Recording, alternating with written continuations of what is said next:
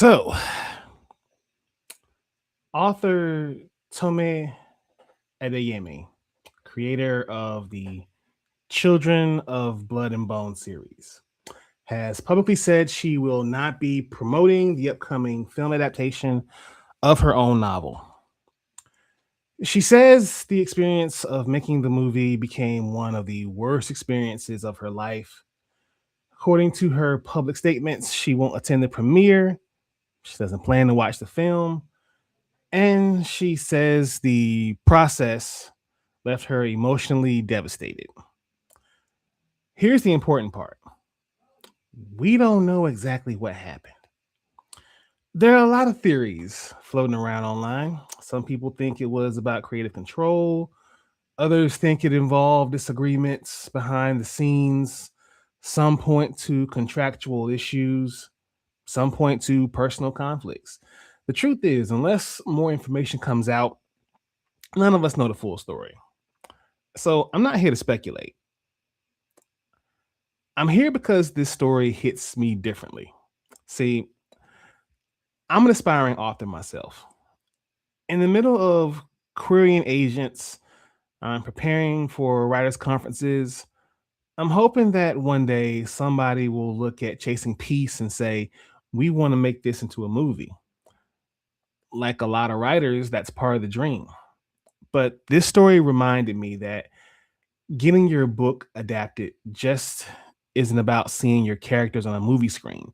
It's about trusting other people with something you created, something that lived in your imagination long before you knew it existed, or anybody else, for that matter.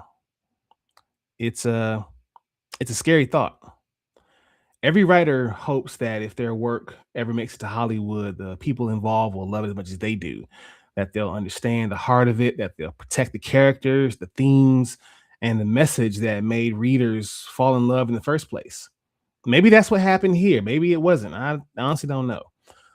What I do know is that when the creator of a world says that they were hurt by the process of bringing that world to life, I think it's worth listening.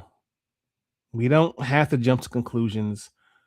We don't have to pick sides without evidence, but we can acknowledge that this is another reminder that success doesn't always look the way we imagined it. As someone chasing the same dream, my heart goes out to Tomi. And if there's one lesson I'm taking away from all of this, it's that writers shouldn't just learn how to write books. We should also learn how to protect them. Ladies and gentlemen, Blerds and nerds, freaks and geeks, this is Do You Speak Geek? DYSG, keep it real, that's key. We the best OGs, dope topics, come see. DYSG, keep it real, that's key. We the best OGs, dope topics, come see. I got a question, do you speak geek? New episodes on the podcast dropping each week. Get hip to the game, I'm giving y'all a sneak peek. Flavor for your ears, bars flowing on unique beats. Blerds and nerds, freaks and geeks. The Source Wall Wednesday dropping comics you should cop. I think you'd order cheap. Don't sleep on Dono and Nix. They preaching the gospel, real ish ill like mono. They sick. Thumb life if you're into games with combos and kicks. This podcast is a gift. It's as real as it gets. Blerds taking over with clever marketing. We gain exposure, feeding the community magic. Your boy's a nerd promoter. The dialogue is Jimmy Crack Corn. We aiming for gold. The truth was told. I can't speak for other platforms. Sharp as cats out like knives, claws, and tack thorns. We blacking out, going crazy like a black storm. DYSG, don't forget to follow back. Hosting on the airwaves, always keeping it a stack. Flowers to my haters, psych. I ain't giving y'all jack. Number one on the charts, give your boy a gold plaque.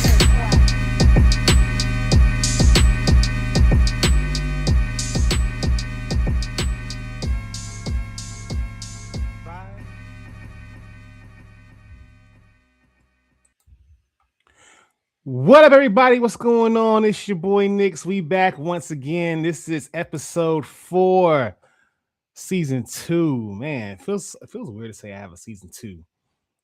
as many episodes as I have. I'm just now doing season 2. That's crazy. But this is season 2, episode 4. We back again, y'all. My name is Nix. Welcome to the podcast. This is Do You Speak Geek, where we talk about all the latest and greatest inside the geek realm. Shout out to Spreaker, the home team.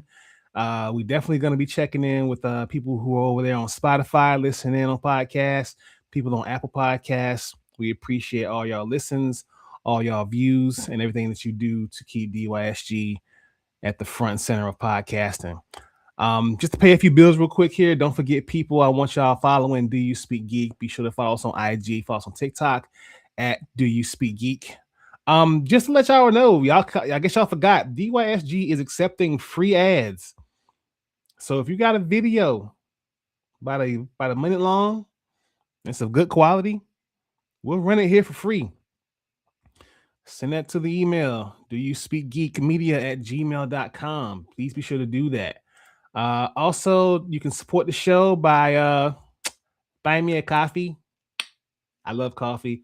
I love Cafe Bustelo. Honestly, that's the main one. So, since if you can't make it specifically Bustelo, that's fine. Just, scan the little QR code there. If it ain't but $1, I guess that's a topping I can get, like a little cream topping. But, if that don't work, then that's fine too.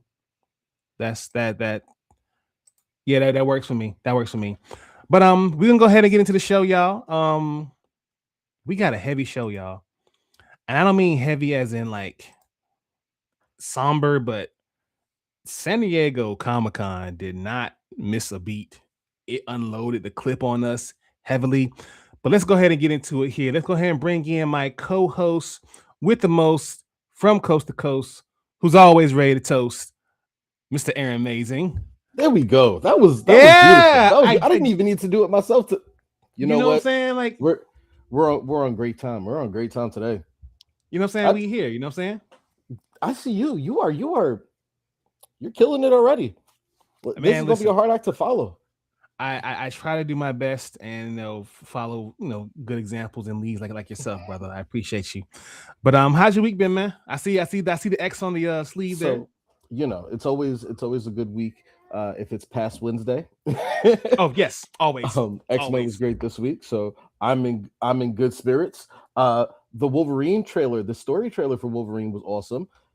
It was. I'm not a big Logan guy, but it's going to be a good game. Come on, Runt. You gotta get with the times, man. I just got back from watching Spider-Man. Spider-Man Brand New Day. Incredible. That's it. Incredible. Okay, we will leave it at that. We will definitely leave it at that. We got a jam-packed show here for y'all. We got a lot of homies in the building, I will say that. So let's go ahead and bring everybody in. Since y'all loved her so much last time, I figured we go ahead and bring her back. And let's go ahead and bring her in. The one and only my girl live, Miss Black Marvel Girl. Miss Black Girl Marvel, sorry. I got dyslexia. And you muted. You talking shit and you muted. No, I said I think the world has dyslexia. I wasn't really talking ish. I was just saying I think the world has dyslexia because everybody does that to my name. Everybody be like, Black Marvel Girl. I'll be like, that's not even the order. Not even alphabetically. Oh yeah, Nick. So let me see your cup real quick. Hold that cup up real quick. Let me see that. That's quite interesting. We're twinning. We're twinning. See, I thought I saw what I saw. I was like, that's why I got up. I was like, hold on, let me go. See what I'm seeing. She's as amazing as she is.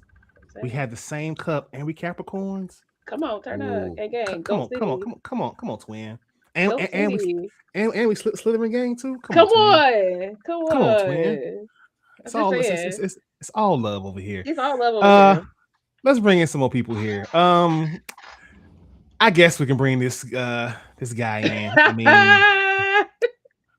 it's been a while since he and I have been on screen together, and we're gonna have a great time right here from the 757. Here is your very own Blerd Unk, the fantastical Blerdicorn himself. Come on. Mr. Navy Montel. Come on, roll catnip out here. Yo, let the nigga shine. Let the nigga shine. Looking like a melted M&M over there. I mean, hey, what's going on, bro? How you doing, man? A melted M&M is Let crazy. me tell you what, me and him give us so much shit, but I guarantee you, he knock on my door and say, I need you. I'm there. So you know how that works. Listen, we give each other love, and I'm pretty sure if I did the same thing, you would be like, "What you did?" Crew present. All I can say is it's a Capricorn triple threat up in here. I don't have a coffee cup, so it's okay. We got to get you one. That's all right. we got to find you a Star I got Wars. a press badge from San Diego Comic Con. So yeah, no. So you know what? You didn't even have to. You didn't even have to do that. It's so unnecessary. So unnecessary. Like we all aren't fortunate to be able to go. I was not expecting this. I was actually getting ready to upload a video just not even an hour ago. It's like that was not on the bingo card this year. I had no intentions of going, but God made it happen. Father made it happen. So won't he do it? Won't he? Hey, listen, won't he do it? Don't let me get up. Start praising now. Don't pray with me. Don't let the preacher me come out. Listen, I might have to find me some praise music to put on the podcast. Only God can do it. Cause I get it. I grew up all up and through that church. Yeah, you talking about? Yeah, no thanks. I did that before, and yeah, I'm good. All right, let's bring in some more people. Since she went ahead and made herself known with the whole Hufflepuff thing. And you know, I do have a soft spot for Hufflepuff. My wife's Hufflepuff gang, so I gotta give y'all respect there. Y'all are very loyal creatures. I will say that. Straight from the realm of Geek by Hart, bringing y'all the best reviews in trailers. Ladies and gentlemen, Miss Lainey Hart. What's up, y'all? Look at it from the domicile, the new locale. Let's go. And I did not know your wife was a Hufflepuff, so even just high five for me. Oh yeah, she'll probably pop in here. Y'all know how long it took me to meet Lainey in person, right? We kept missing each other, even in the same. We'd be there at the same time, but just kept missing each other. What's up, baby girl? What's going on, sweets? It's so good to see you. I likewise, girl. Yeah. Took us 8,000 years, so we finally got. I just only looked. 8, I think I saw the 8,000. picture we took together. It's somewhere like deep in my phone somewhere. Like I saw it. I was like, "Oh, baby girl." I was like, "Look at it." Yeah. It was like we saw two celebrities, but it was just each other. We was like, "Oh, right." I think there was one year you were like, I literally was like right behind you, didn't know it, or didn't know, something like that. We were very like near each other and didn't know it. I was, I'm glad y'all made that connection. I love to see it. Love to see it. Yes. Well, since we got this bad girl magic popping off, let's bring in a little bit more of it right now. Hey, I love it. Come on. Listen, this girl right here is she's very special to me. She keeps Black creators, especially Black comic creators, at the forefront, and I think there's no bigger champion for independent comics than her. She definitely does her thing. She's getting recognized as being as such. And she's a bit of a psychopath, but I love that part about her, though. I mean, that is your slithy roommate, okay? Wow. Oh, yeah. Absolutely. So let's go ahead and bring her in. But I love him. Now the fellow unicorns coming for the fellow Capricorns coming for the other Capricorns. I don't know how to feel about that. Bruh. Let's bring the host of Room Full of Blerds in this room full of Blerds, Lady Mandalore. Well, hello. How are you? I love the pour. I'm so sorry. I'm just pouring my beverage along with my fellow Capricorns and Slytherin house. Gang, bang, bang. Yes. I'm not okay. If I knew he was gonna rep, I would have definitely worn my jersey because I definitely have one. Listen, I have a T-shirt right now. I got a sweater. I will hop off to go find it. I got a shirt. Listen, if I'd have known it was gonna be like this, I'd have put on my Slytherin shirt that I got. Girl, I would have known I would have had my jersey on. Like, let's Come go. On. I wanted to rep the queen because I saw a brand new day, and that's all I'm saying. If I'd have known, I got my wand over there that I got from the Harry Potter store. Oh, that is made. Come on, it's made from the locket is made from his locket, so I got a locket version of his. Come on, try Wizard Cup. My niece went to Universal and she was like, "Auntie, what you want?" I said, "Baby, don't play with me. Don't ask me questions because I'm gonna tell you all of it." That's fly right there. Hold on. We rep 2 sets around here, all right? We got the old school gang Avada motherfucking Kadabra bitches. Don't shoot. And then we gotta get with the special edition. We gotta hit them with the bang bang gang. Nice. No. Listen, 2 wine style was crazy. It sounds like if we have a break that we're gonna come back and look brand new. That's what it sounds like. No, sounds like a plan. I've got nothing. Yeah, eventually I'll get my letter in the mail. I'm not sure. Rounding out this whole motley crew of Blerds, I want to bring in my guy. He has been such an instrumental help to me throughout this entire journey. Actually helped me to bring myself back because I was in a dark place, but now I am back, and he helped me bring me back to. I hope he's ready. I don't see his camera on, but hopefully he'll be ready to rock and roll here. Yeah, so he's ready to rock and roll. He'll be there. The host, the captain of Blerd's Eye View, the man who steers the ship, one and only Chris Fury. Hey. Oh, sorry. Nobody told me the theme music. A smooth 300 pounds with an arm full of metal. Captain of the ship of Blerd's Eye View. The man with the thunderous voice. The man on the wall. The man with the plan. Chris. Fury. What's going on, good people? Hey man, that is a heck of an intro. Had I known you was gonna do that, I'd have put you at the front because that was I wasn't ready. No kidding. I wasn't ready. I know how I'm entering in the future. I know how I've been told. You know what I'm saying? No, I think Aaron's face was my face. I'm flabbergasted. Like what? Chris, can I hire you for BlerdCon? Because I got a heck of an intro. Nah, for real. Because I came in like a regular human, and he was like, "Coming in." The voice of God coming in at a whopping. That's what I'm saying. I thought it was gonna be a DX promo or something. Let's get ready to suck. No, this is the wrong show. Man, look from now on, Aaron. From now on, my boy, we doing it big. We doing it big like yeah. We about to do it big from now on. We gonna work on it. We gonna work on getting pyro. 17 sparklers. It's gonna be great. 17 sparklers. Right now. He said every show. I got some of the fireworks, so I gotta get some sparklers. What's going on, good people? Right and to my crew, welcome once again. What's up, Captain? What's up, man? Hello, Black Girl Marvel. Now you see how I said her name correctly. He did. Pay attention, people. Media literacy is a real thing. I gotta bring up the sign. You can't read, boo boo. What's wrong? You okay? Wait, Nix, did you think that Lady Mandalore was the only one that fires off? Oh, of course not. Listen, I made sure I assembled a crew who keeps a ready clip at all times. He curated the crew. It is the job. I know all y'all keep a ready clip at all times. So that's why I love it. This time she's like, "Can I?" I was like, "Go ahead." But I'm gonna say no. Let's go. I want to see the chaos.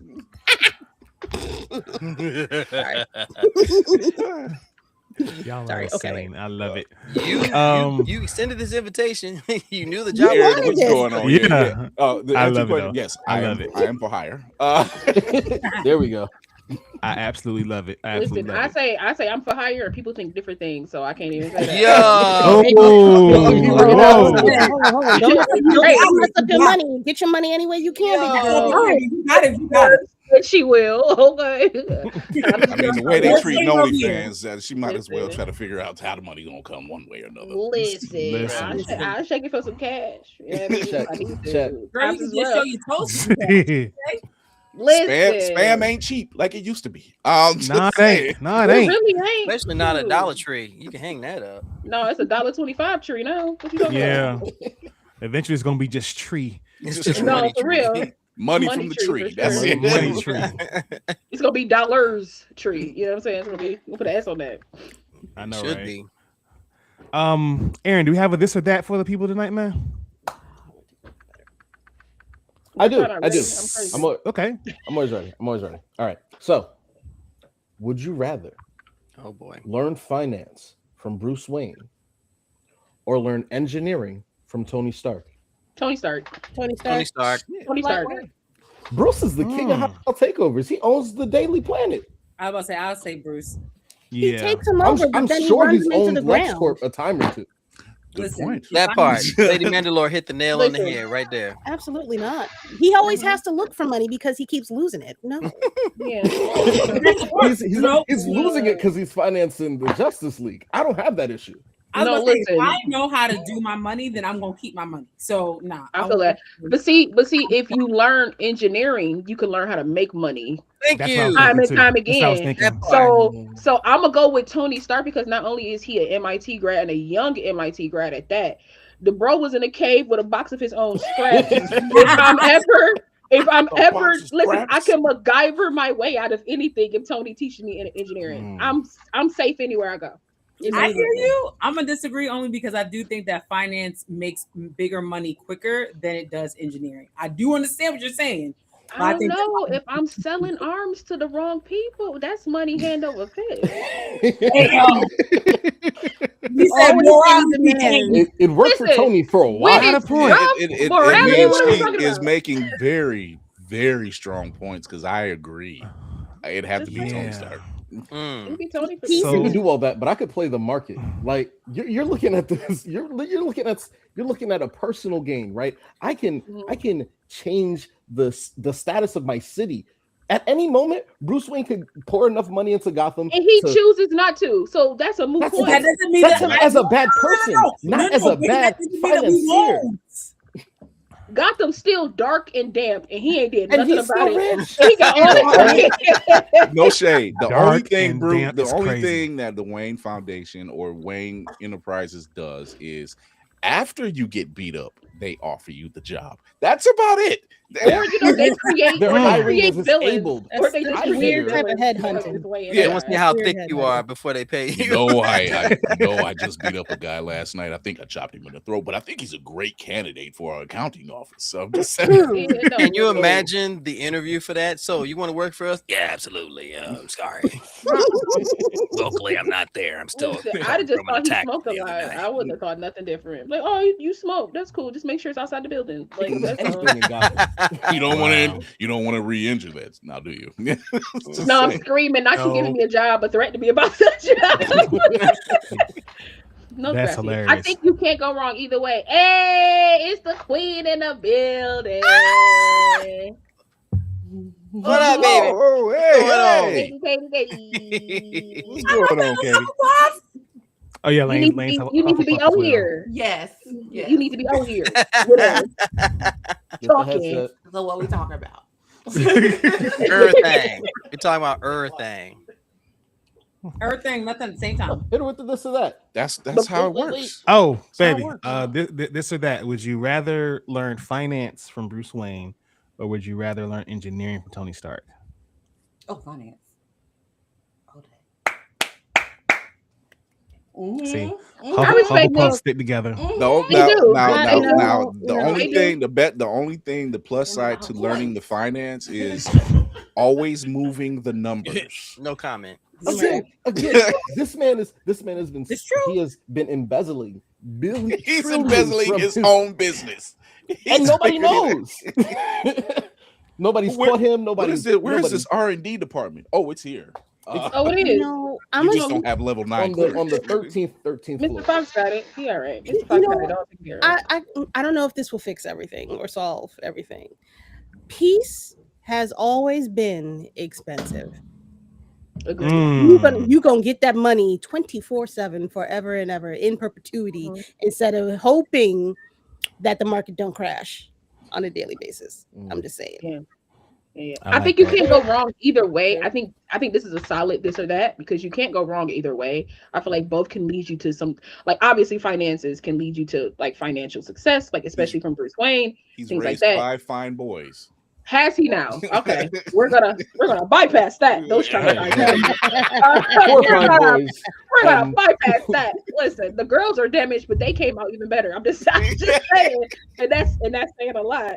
But also on the other side of that, like learning engineering, learning to essentially be your own boss, create your own things, Would be be your own creator, is financial in its own way too. But like, or even, or just, I think they both. It depends on what you're looking for. You're looking for How you flip it? It's how you flip creation, it. or you're looking for like just how to like do your money. And I'm a creator, so I like to create. I want to be a mechanical. I want to be a mechanic, like Tony Stark. That's what. I mean, if you're Tony Stark, you can find a way. It's not difficult. It's Money's not gonna difficult for be you to there. wait to make money flow your way. You're gonna figure it out. Like, For sure.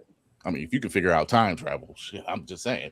I mean, I want to be like, listen, I just want to be syndrome. You know what I'm saying? I just want to have some rocket boots. time travel might be the cheat code to that financing thing because if you, I'm just saying, Unless your travel name is might Victor be, Stone, you have. I'm screaming. Listen, now that's the best of both worlds. Just turn me into cyborg, and I'll be all right. You know what I'm saying? Like, I I don't got need the finance. engineering, I I got got all the ATM computers. code. Exactly. Wait a minute. I'm getting off this train. I'm getting off this train. Hold on, wait a minute. Oh no, I'm grabbing you Wait by a the minute. collar.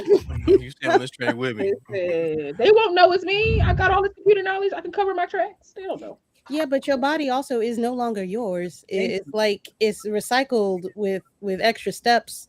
I want all of my pieces to my puzzle. I don't He's want got Victor Stone's got LifeLock, It's okay. NordVPN, and yeah. Listen, he's smart enough. He ain't NordVPN. He's smart enough. If I got Tony Stark's technology, I can hologram something over my body. You ain't gotta know what I got going on. You ain't gotta know what I got going on. You sound like Mysterio. This is going real villain real quick. Yeah, exactly. It's never this hard. is coming up villain symphony easily. Never hard. So for those, that bank account might be negative until you sit like, but I can find a way to trick this out. So for those of y'all checking in here in the chat here, let us know this or that in the comments. This or that, finance from Bruce Wayne or engineering from Tony Stark. What do you choose? It's a really good this and that. Thank you. Okay, San Diego Comic-Con. There was a lot. It was great in all the best ways. Nom nom nom nom nom nom nom nom. We ate good. We ate good this week. We ate good. Black look real good right now. Yes. But it kind of don't at the same time because they canceled Wonder Man. But I'm just saying. Well, don't put that on San Diego. Don't put that on San Diego. No. I'm not putting that on San Diego. I'm just putting that on them as a whole. Like I'm just, I mean, because Marvel was at San Diego. They was in Hall H, and they should get this fire for that. I mean, Blade and Superman. Like, come on now. Because I'm sorry, Nick. Go ahead. Let's start with them. Hall H. Marvel had Hall H. They dropped a lot on us. Let's start with the top story so far. They officially announced Black Panther 3, December 15th. Ryan Coog's back to direct here. Furthermore, The Long Walk and alien Romulus David Johnson will star in the film as the son of T'Challa and possibly the new Black Panther. Oh no! It's now confirmed. No. It's confirmed. So it's confirmed. No, it's confirmed. No, it's confirmed. He was out on the stage. I thought he misspoke, but I'm like, oh no, they kept saying, oh no, that was confirmation. It's confirmed. He came out, he did this and everything. Like he's in there. There's an interview. I just saw an interview with Kevin Feige talking about how he Ryan Coogler talked about how he actually found him. He said he was just done with Sinners. He had just met up with him. He had a good heart. He's like, I like just all the emotions in that conversation. They've known about him for like 6 months. 6 months. Yeah. 6 months. Yeah, 6 months. He's known for 6 months. He had to hold that until San Diego Comic Con. Imagine having that kind of secret. Mm. Y'all, whatever juice Ryan Coogler has running through his veins, all y'all need to do that same energy. NDA. Shut your mouth. NDA, ladies and gentlemen. Nigga, don't ask. Get on that red carpet. We don't say Yo, stuff. get Navy Martell out of here. Get Navy Martell out of here. I've been saying that forever. That'll never change. I know, but get him up out of here. Yo, so I actually wrote a little blog post, Dear David Johnson, immediately after it was announced. And what happened exactly the way I thought it was going to happen. There was a lot of vitriol, a lot of hate toward this casting choice. A lot of people saying he don't look like a superhero. He's not handsome enough. Just the role being recast is just a lot of hate toward this thing and not enough support here. It's just going around the room. What do y'all think? I need to make a sign that says "bitch." That way I can just display it. That's the only make sure you elongate it with his head, it's like gonna be I said, a lot of scenes. There's gonna be 7 eyes in that. Okay? He just said it, man. He just said it. He's. Please. Let him put the sun up. Please. Listen, I like David Johnson. I think he's a phenomenal actor. I've seen him in a few things. I feel like he has the emotional weight to not only play the dual role of being Black Panther as well as being T'Challa Jr. I know he's Junior, but in this world, he's going to be T'Challa. They're not going to call him T'Challa Jr. He's going to be T'Challa. Exactly. So I'm excited. I think not only does he gives me, just like from how he carries himself, Chadwick vibes on that, but he also gives me a humbleness that I think Chadwick had that linked to him being Black Panther, right? I said this from the beginning when everybody was like, when Chadwick passed away and they were like, we're not going to recast his version of T'Challa. I told people this a million times. You're not going to be happy with anybody that they pick. That's true. Let them do what they're going to do. And when they introduced his son, I said, the son is going to take his place and he's going to be the T'Challa that's slightly more comic accurate than Chadwick's was. Because Chadwick's wasn't like not comic accurate, but he wasn't really comic accurate at all. Like, so it's like we have the chance to have one. You know? Out of this, if we get the Wakandan Galactic Empire, I am all in. Just saying, I am all in. Can we make it through Secret Wars first? Thank you. We got some time. As long as we get there. As long as we get there. Because let's also remember that we're dealing with Disney and Marvel, and they don't have a great track record with us. Because, like I said, Wonder Man, Blade. Y'all can't figure out how to do like those. You couldn't figure out how to do a vampire movie. It's crazy to me. But any Hoozlebees. Sony did the worst, but at least they tried. Like, y'all could at least try. I would rather them not try if that's what they're going to come up with. Yeah, exactly. That was terrible. If we go get a Morbius, I don't need Blade. There's no way.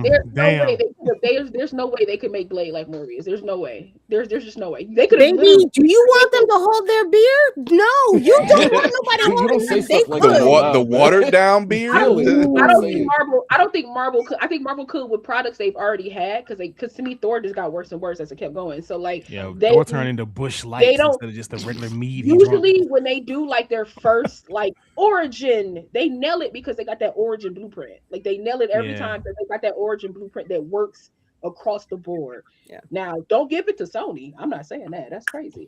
But I think Marvel could have Hawk-2'd a Blade movie and been okay. But I'm just no, I can't. I don't think that they would have gone with the origin story for Blade, and I think we would have just got trash.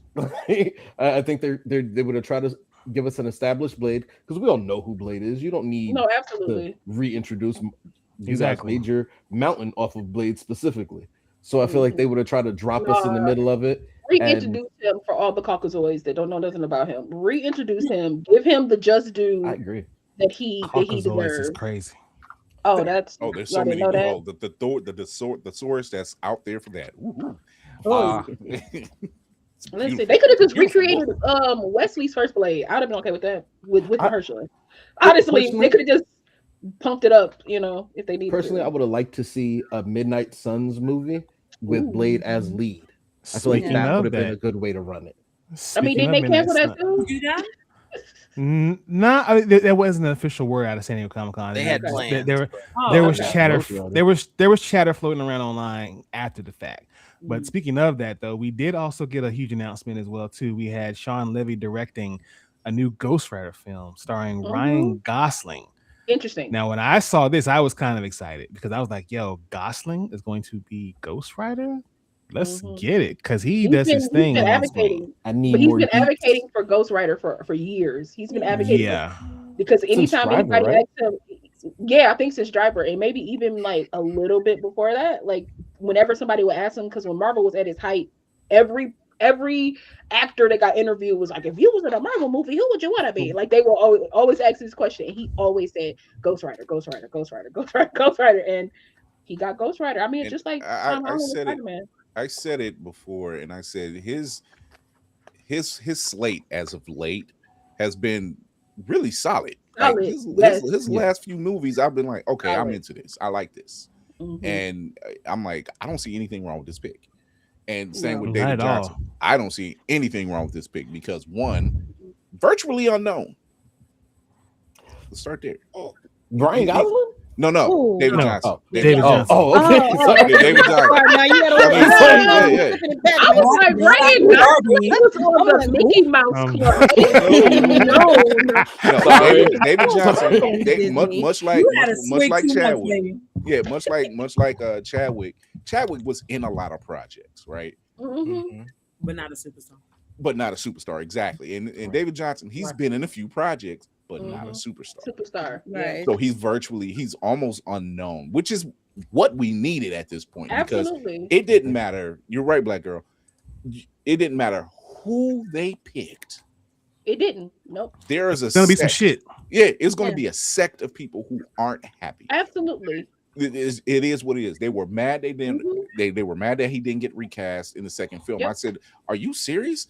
So soon after losing Chadwick, you want to recast already? They can't do that. There was so much working against them, it wasn't gonna happen. It just wasn't. And not to mention, do you know what kind of backlash Marvel would have faced if they immediately recast the child? Right. There was no win in that situation. I look at it internal though. Right? Forget the fans. Forget all these dudes out here like he gotta be a man and he gotta be black because all that jazz. I hate it because think about the cast. Think about the crew. They bonded on that first movie. They built a community amongst each other, and Chadwick was essentially like the head of that. You know what I'm saying? Ryan was there too, but Chadwick was like the head of that. Like he was like the one that rallied them all together. He set a tone on that set, and if you gonna just replace him with somebody amongst people that he made family with, that's heartbreaking to the people on set and to his Nigga, cast. this ain't Amazon. You can't just you hire somebody. Look, you feel me? That's crazy. That's why I was happy that they didn't, because I felt like it was a blatant disrespect to the people that made that movie with him. Yeah, They had to worry about the bonding. They had to worry about the bonding of the cast. They had to worry about making this film. It was the wound was still too fresh. Yeah, they had to get the guy set up, the condition, trained, learning Kosa, aka Wakanda. You know, there was so much weighing against it. They was like, we have to do this film this way, and people are very short minded because Shuri was going to get the title anyway. That was coming. That was going to come. That was said out of Feige's mouth. That might have been like Black Panther 4, essentially. Right. It was. They were setting it up to where it would pass over to her. It was going to be just like we have with Sam taking up the mantle. We knew that was coming. Oh, don't get me started. In the backlash that's there, we knew that was coming. Yeah. So. I mean, but Marvel knew it was coming. They even put it in Captain America and the Winter Soldier. They knew that backlash was going to happen. It's the same thing with She-Hulk. They knew that the incels were not going to like this woman being Deadpool, like, even though she was the first one to do it. But like, they wasn't going to like that, because how dare she step into a space that a man is in? How dare she say that she can control herself better than Bruce? She can control herself better than y'all can online. Like, what are you talking about? Well, being that the Black Hole Collective and the Ultraviolet Collective respectfully do not matter in the grand scheme of it, because that's all they have to do is bitch and complain about. But what a lot of them tend to forget is that Ryan Coogler does not half-ass do anything. No, not at Not all. half-ass. Not And at all. the fact that David Johnson was chosen, which means, and we've talked about this on Blerd's Eye View, we don't need massive superstars, but we need people that can act the part, who can play the role that people can relate to and connect with. And I know of David, and when I say this is exactly the formula that Ryan Coogler continues to use, it doesn't miss. He doesn't miss at all. I love the fact that he's doing this because I say online many times, people love to look at the aesthetic of a person and say, oh, they would be good at Storm, or they would be good as, you know, they would kill that role. But the aesthetic is not enough. Can they carry the role? Don't get me wrong. I love Jade Cargill, but do not cast that girl as Storm. No. Don't do it. Crazy though. There's also that element of him. I guess the extra help of him being new, even though he's been in the game for 10 years. Don't talk about that boy bad like that.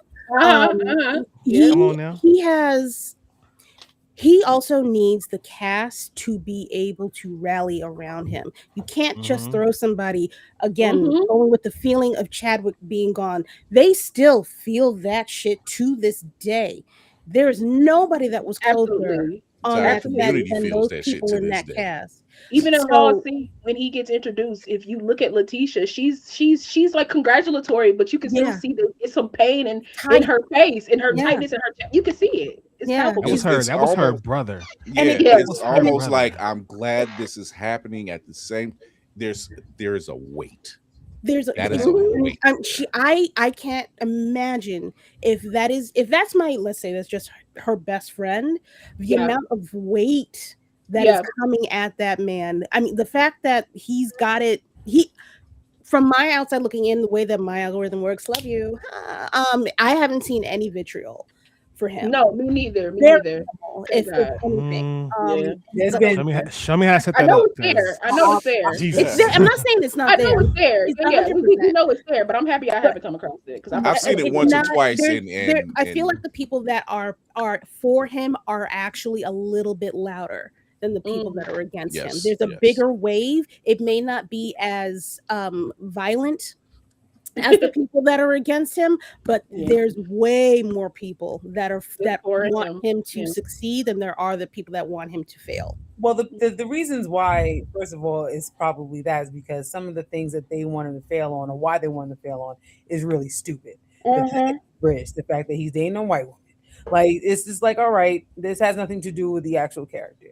For me, if you've seen Alien Romulus and how he switched, baby, come on, yes, come on, that right there was a selling point to me. Like, I'm not even gonna hold you. I'll be completely honest with you. When I first heard it, I said, he's kind of short. I can't even lie to you. and then after I thought about it, I said, okay, let's take away that, because it is what it is. What can he do as an actor to portray this character that I love? And I personally, I know Roomful of Brothers say you've seen him in other things, or like he's been around for 10 years. I've only seen him in The Long Walk, and he's phenomenal in The Long Walk. Yes, I just saw that. If you see Romulus and how he switches personas, it is as tight as you see Willem Dafoe as the Goblin. Okay? That switch off. That's a great comparison. Yeah, that's a great comparison. So, like, he can do it. He can do it. I do want to say I need hi my cousins across the diaspora. I need you to lock in. I need you to go check out Industry on HBO Max or whatever the fuck they call themselves this week, and I need you to go watch Rye Lane. Is it Rye Lane? Rye Lane. Yeah, that's good. Rye Lane. Yeah, Rye Lane. If you can't lock the fuck in on what this man is capable of doing, pardon me, Nix, I apologize if I offend your audience. my platform is your platform, baby. Back. Okay, I don't give a fuck. Y'all are on some bullshit. Watch this motherfucker do his job. He knows what he's doing. He is more done a lot of like British television, British movies. So if you can go see, if he has a movie, I think it's on HBO Max or whatever, Warner Brothers show, whatever it's called. He's a movie called Waste Man. Okay, yeah. That was. I forgot that was him too. Oh, that shit was dope. Now watch. A lot of his stuff that he's been in bro is going to start showing up. No, bro acts. Bro acts. You know what I mean? Yeah. Like, he does this, and as an actor myself, he does this. Facts. Like I watch him and I learn. Like I don't care how old you are. Like Dakota Fanning was a masterclass for me when I was watching her. Girl, I don't care how old you are. That's off another time. You understand me? And then just turned into a phenomenal adult actress. You feel me? Like just so tap in actor to actor. Bro, know what he doing. He know what he doing. And when that vitriol that they trying to push. It's like it's practically non-existent. Yeah, because it's like at this point, what do you want? Like for real, like all these angry people get together, do a pros and cons or something like that. What do you want? Unfortunately, Chadwick passed away when we didn't want him to, and I'm pretty sure he didn't want to, right? But he made the best of it, and they made the best of the way they could by sending him off in a love letter and Black Panther 2. That movie couldn't have been as better as it was if he hadn't passed away. You feel me? So like that was the best thing we've gotten, and I thought it was beautiful. I thought Shuri did her job. Mind you, to me, she was a mix between Killmonger and him, and I think that's amazing. Like that they brought that part of her character. And a lot of people didn't pick up on that. I was like, "What are y'all not watching?" That is what's so close-minded. Exactly. Thank you, Aaron. Thank you. Nobody notices in the first film. That wasn't Dora holding her back. It was like, no, they're protecting M'Baku. Like, hey. She's a bit of a spitfire. You don't get it. Exactly. She got more fire than what they write her as, but like they gave that to her in the second one. I'm just waiting for the switch up to come when that trailer comes out, because this gonna be a big ass switch up. It literally took her mama. It took the spirit of her mama to get off Namor's ass. That's all it took. Because she was laying and she was like, "Oh, I got you figured out. Hold on."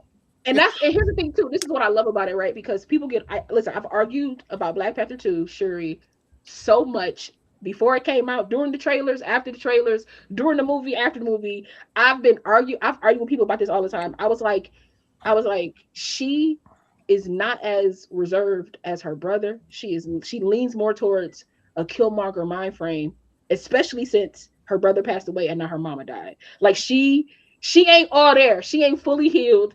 And she ain't all there. I said I love that they watched her. We watched her struggle. It's not like she's like a proficient fighter, but she's smart, and they use that smarts within her fights. But they did her character justice in that movie. It was so good, and I'm like, y'all not. She was about to kill this man, and her mama was like, "Baby girl, let's not do that. Let's not." Whoa! Yeah, she was like, she was about to kill this man. She was about to kill this man. She was like, "Fly away! I'm clipping your wings, baby." No, literally, that was one of my favorite parts. Was when she got him in that in the ship and then turned the heat on. I said, "This is what you do to fishmen. This is what you do." The fish. She's like, "Oh, you think you getting off this island?" No, I wish she did. I ain't gonna lie. I wish she killed him. I could pop it. No, I kind of every just like her brother was getting ready to take out Claw. Every breath you take is mercy from me. Come on, that was a line. That bar. Listen, and he only stopped because it was cameras, and Okoye was like, "Yeah, it's yo, my king." Not in front of all these, not in front of the white folks. We gonna have to do it. Violet Collective is watching, ladies and gentlemen. We gonna have to do an episode. If these white folks wasn't here, I wouldn't say nothing. It was like, we'd have covered this up real smooth. We gonna have to do an episode soon where we just go over the coldest lines in the MCU, because that gotta go on the list. Yeah. You bald-headed demon. And the fact that was ad-libbed. Yes, it was ad-libbed. That's what made it even funnier. I'm like, yo, this. Listen, we'll put a pin in that one. We're gonna put a pin in that one. I'm always a fan of everything special about you came out of a bottle. So like I've always been a fan. I've always been a fan of that. When he said that, I was in the theater I may be Team Cat, but I'm like, damn, he got you. That was We're gonna have to put a pin in that one. That's gonna be an episode coming soon. Aaron, we're gonna have to do that one, my boy. I'm ready to do that one. So y'all see this here. DC dropped a trailer on us. Nice trailer too. Clayface. We received a new horrifying look at DC Studios' Clayface, which is set to hit theaters October 23rd. Yes, the footage features a ton of body horror, and it shows how it's positioning itself in much darker corners of the DCU. Abandoned by his team with nothing left, Matt seeks out a cutting-edge treatment that miraculously returns him to his former self, but also unexpectedly affects his grips on reality, spiraling him down a destructive path of all-consuming revenge. Thoughts, people, because I think this one gonna be a sleeper pick, maybe even a sleeper pick for the Oscars. Because honestly, I like the fact that they're taking a different take on Batman's Rogues Gallery. Yes, there's a risk behind it because they did Joker, and while it was on both sides of the fence, some liked it, some didn't. I loved it. As soon as they did the first Joker was good. It was good, yeah. It was totally. It was that's the one I was talking something about. Outside the box, right? And that's what I'm talking about. So I think that's what their plan is going forward, to create this Rogues Gallery and sort of rewrite how these characters are perceived, because in the in the whole entire universe, you want to kind of pull away from the way they've been seen, as otherwise people are gonna have these expectations. But you gotta throw that unexpected. They gonna always have them though. So yeah, just and that's true. So you know what? Them basement virgins don't matter. Facts. It's the real people who look at the story and go, I never thought I'd see this character imagined this way. Okay, because I'm excited to see, because Clayface was never at the forefront. So what are we going to do with this particular character? I am fascinated to see what they do. Yeah, and I like how it's a good idea. I feel like they took a bit of Harley Quinn-ish, like the animated Harley Quinn, and just like sprinkled a bit of that on there. Just sprinkled, like it's not heavy, but just sprinkled a little bit on there. And I'm excited to see. I love body horror. I love it. I love like the fact that his face be melting to the side and he'd be like, well, what's happening here? Like I love it. I think that trailer was so good. I want to see Lady Mandalore's face. I love that stuff. His whole body just like flopping and coming. I love stuff like that. Bones are breaking. Like I'm excited to see Clayface is an interesting. We love floppy. Yeah, we do. Yeah. I mean, tighten up a little bit, but you know, I love that stuff. I watched that trailer and lost my mind a little bit. I was like, it's definitely. I like what this new DC universe, the steps they're taking.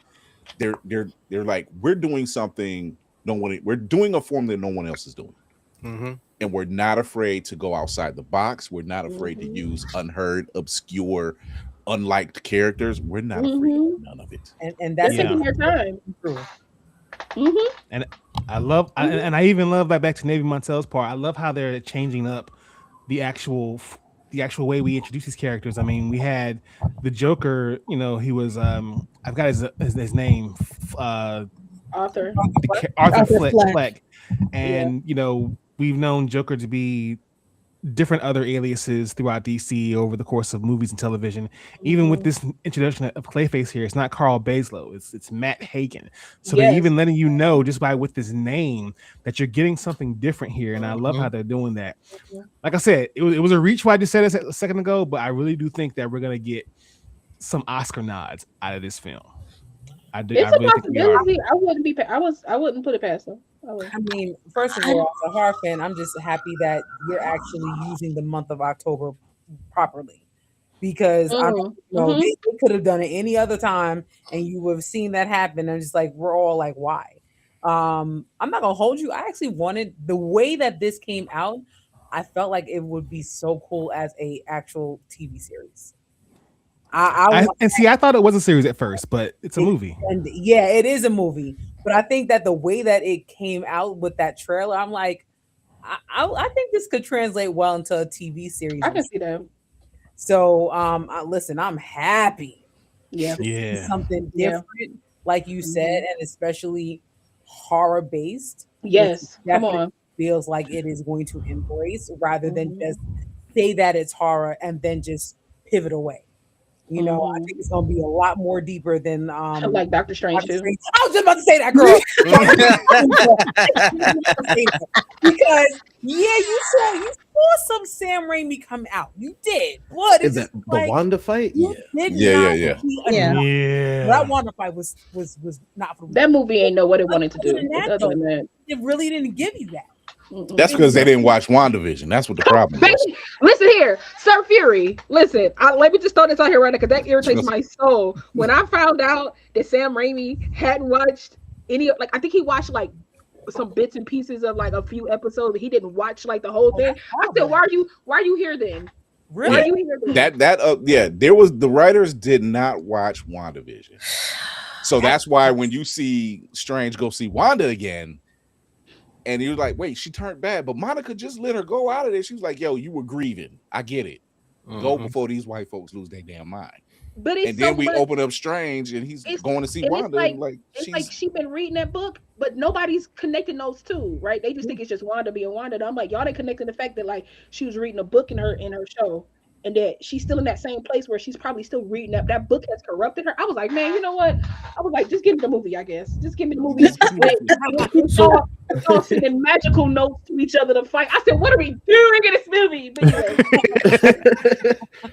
anyway. While not horrible, it was just like you see where the ball is dropped. It wasn't horrible. It wasn't like, Thor Ragnarok or Love and Thunder. The fact that y'all released it. They marketed it that way now. Yeah. The fact that you released it Mother's Day weekend and it's literally Doctor Strange mom. Whoa, hold on. Who that? Hold up. Hold on. Wait a minute. Who that? Somebody at the door. Hold on. Do we have a guest? Hey. What's going on? So, what up, dude? What's happening? So sorry about being late as well. As a person, I didn't like that. Hold up. Oh no, you're good, man. You're good, ladies and gentlemen, from the land of Phucaname. We have Wavy on with us right here. What's going on, my boy? How you doing? What's going on? Again, I'm so sorry for being late. I thought y'all were going to start at 9. I missed that y'all starting at 8. I'm so sorry about that and everything. Oh no, brother, you're fine. You're here. That's all that matters. We got a whole lot more to talk about. You're right on time. But Lainey, speaking of series though, let's jump into this Lanterns trailer because that was kind of fire too. Yeah. We have the HBO Max series. That's what's called this week. We have it starring Kyle Chandler as Hal Jordan and Mr. Aaron Pierre as John Stewart. The series trailer. Daddy. It teases. Did you say Green Daddy? Is that what you said? I just said Daddy, but yeah, Green Daddy. We can do Green Daddy. Okay. The trailer teases. Maybe we gotta add that to our list of daddies. Right under Aquapop. You gotta add it right there. Yeah. The series trailer teases that Stewart has been drafted to the Green Lantern Corps to replace Jordan, with the apparent villains being the Manhunters and Sinestro, and supporting characters like Nathan Fillion's Guy Gardner. Lanterns is sure to be an amazing entry into the DC Studios canon on August 16th. Now, anybody who knows me knows that I'm all about that ring slinging. All about it. Listen, aren't we all? Come on. Wow. Listen, look at my face now. Come on now. I'm about that ring slinging. Okay? I'm all about that ring slinging. Where your wife at? Blackest Night, one of my favorite comics series of all time. And my top 10 all day long. Matter of fact, that's how me and Aaron actually bonded because we became Yellow Lanterns on the job. We nerds. I love it. That's how me and him bonded. But the Lanterns trailer, what do y'all think? Thoughts? Oh, I haven't seen it. I'm excited. It looks good. I'm more than excited.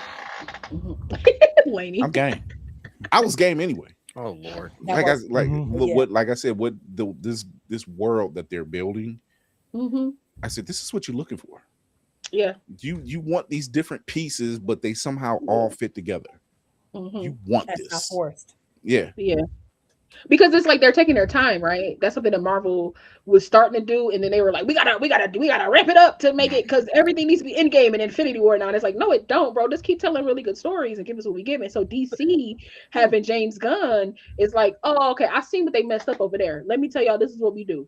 We take it real slow. We take it real slow. We flesh out these characters. We do like a Superman movie, then we give you Supergirl. Mind you, Blue Beetle is still in this land, so we don't need to redo nothing with him. We'll just add him in somewhere. Like they taking this one step at a time, and they're making room for other people to still have their like adjacent universes, like the Batman, like Joker and stuff like that. Like you like you're giving us so much, but you're doing it in a way that we're not confused. They also from the Disney Plus curse. Because I think that was one of the reasons why Marvel definitely went down. Once they got Disney Plus and was like, oh, we have to have everything on Disney Plus and plus 4 and 5 movies per year or whatever, that's when you really start to see that quality go down.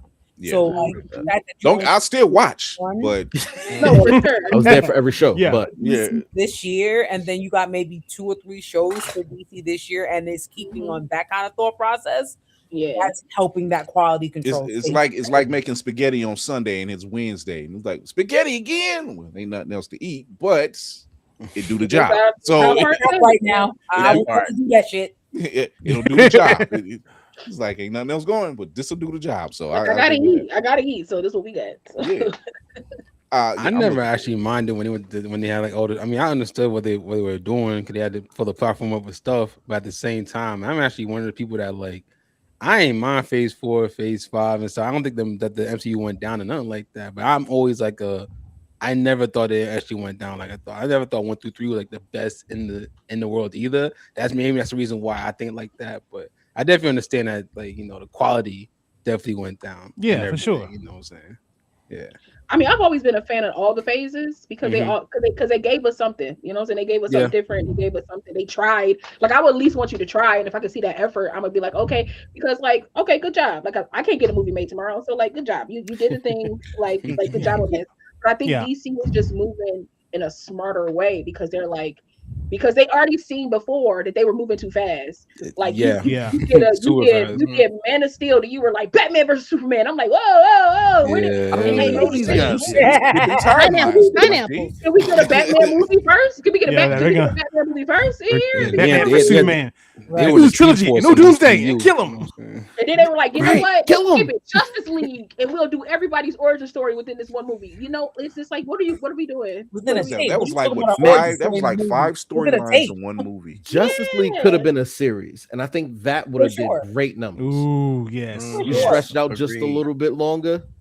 Yeah, I still remember that San Diego that year when they made that announcement. I'm just reading about it, and I'm like, wait a minute. Okay, we're doing the Superman 2 movie, and then the next day, and they're calling it Batman versus. I'm like, why? Because that's not a Superman movie. Not even Brave and Bold. Money makes people desperate type of shit. Nobody was actually nobody on the back in the olden days, the dark side. DC didn't have a goal except we got to get this money and we got to catch up to Marvel because look at the buckets and shiploads of money they've got coming in. But now that they've got their secret weapon of James Gunn, who knows all the shit that they done fucked up with, they can now settle because Disney and Marvel's really doing that great. So now we can knocking on the door. Wavy, someone else knocking on the door. Go back up. Wavy, did you leave the door open, man? Did I what? Did you leave the door open? Oh, somebody here. Nah. Nick, oh, that's you, man. Oh, I'm like, what are you talking about?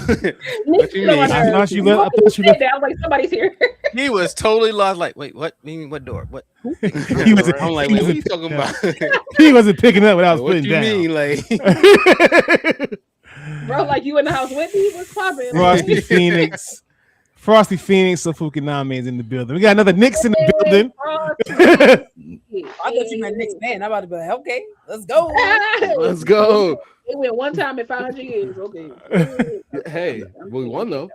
I'm like Aaron. Yeah. The only difference with Justice League is I'm like, would you see the 4-part or the 4-hour cut? Yeah. I said, you could have released 2 parts in 1 year. Sure could have. Sure could have. So set up. And, It could have been perfect. when they were doing things like that, that would have made total sense. Yeah, if you said, okay, we're dropping this in June or July, and then 6 months later, boom. That would have killed Marvel's yearly. Not yearly release schedule, but like, especially when you see what's in the 4-hour cut, he's like, this actually plays out better.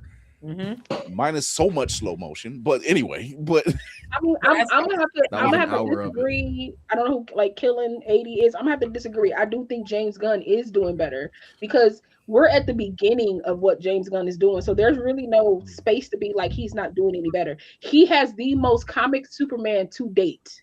He has the most.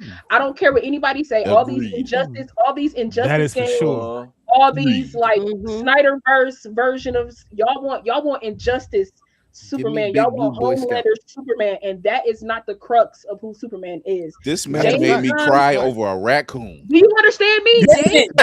Listen. He had to deal with that. I'm not doing that. I'm sitting in the theater. James Gunn gave us the best version of Superman to date. Supergirl was not going to be as bright as Superman because she's not as bright as Superman. I mean that in like emotions. Yeah. Her film was people been coming at me. It's so dark because she's in a dark place. That's how movies work. That's how like symbolism works. She's not.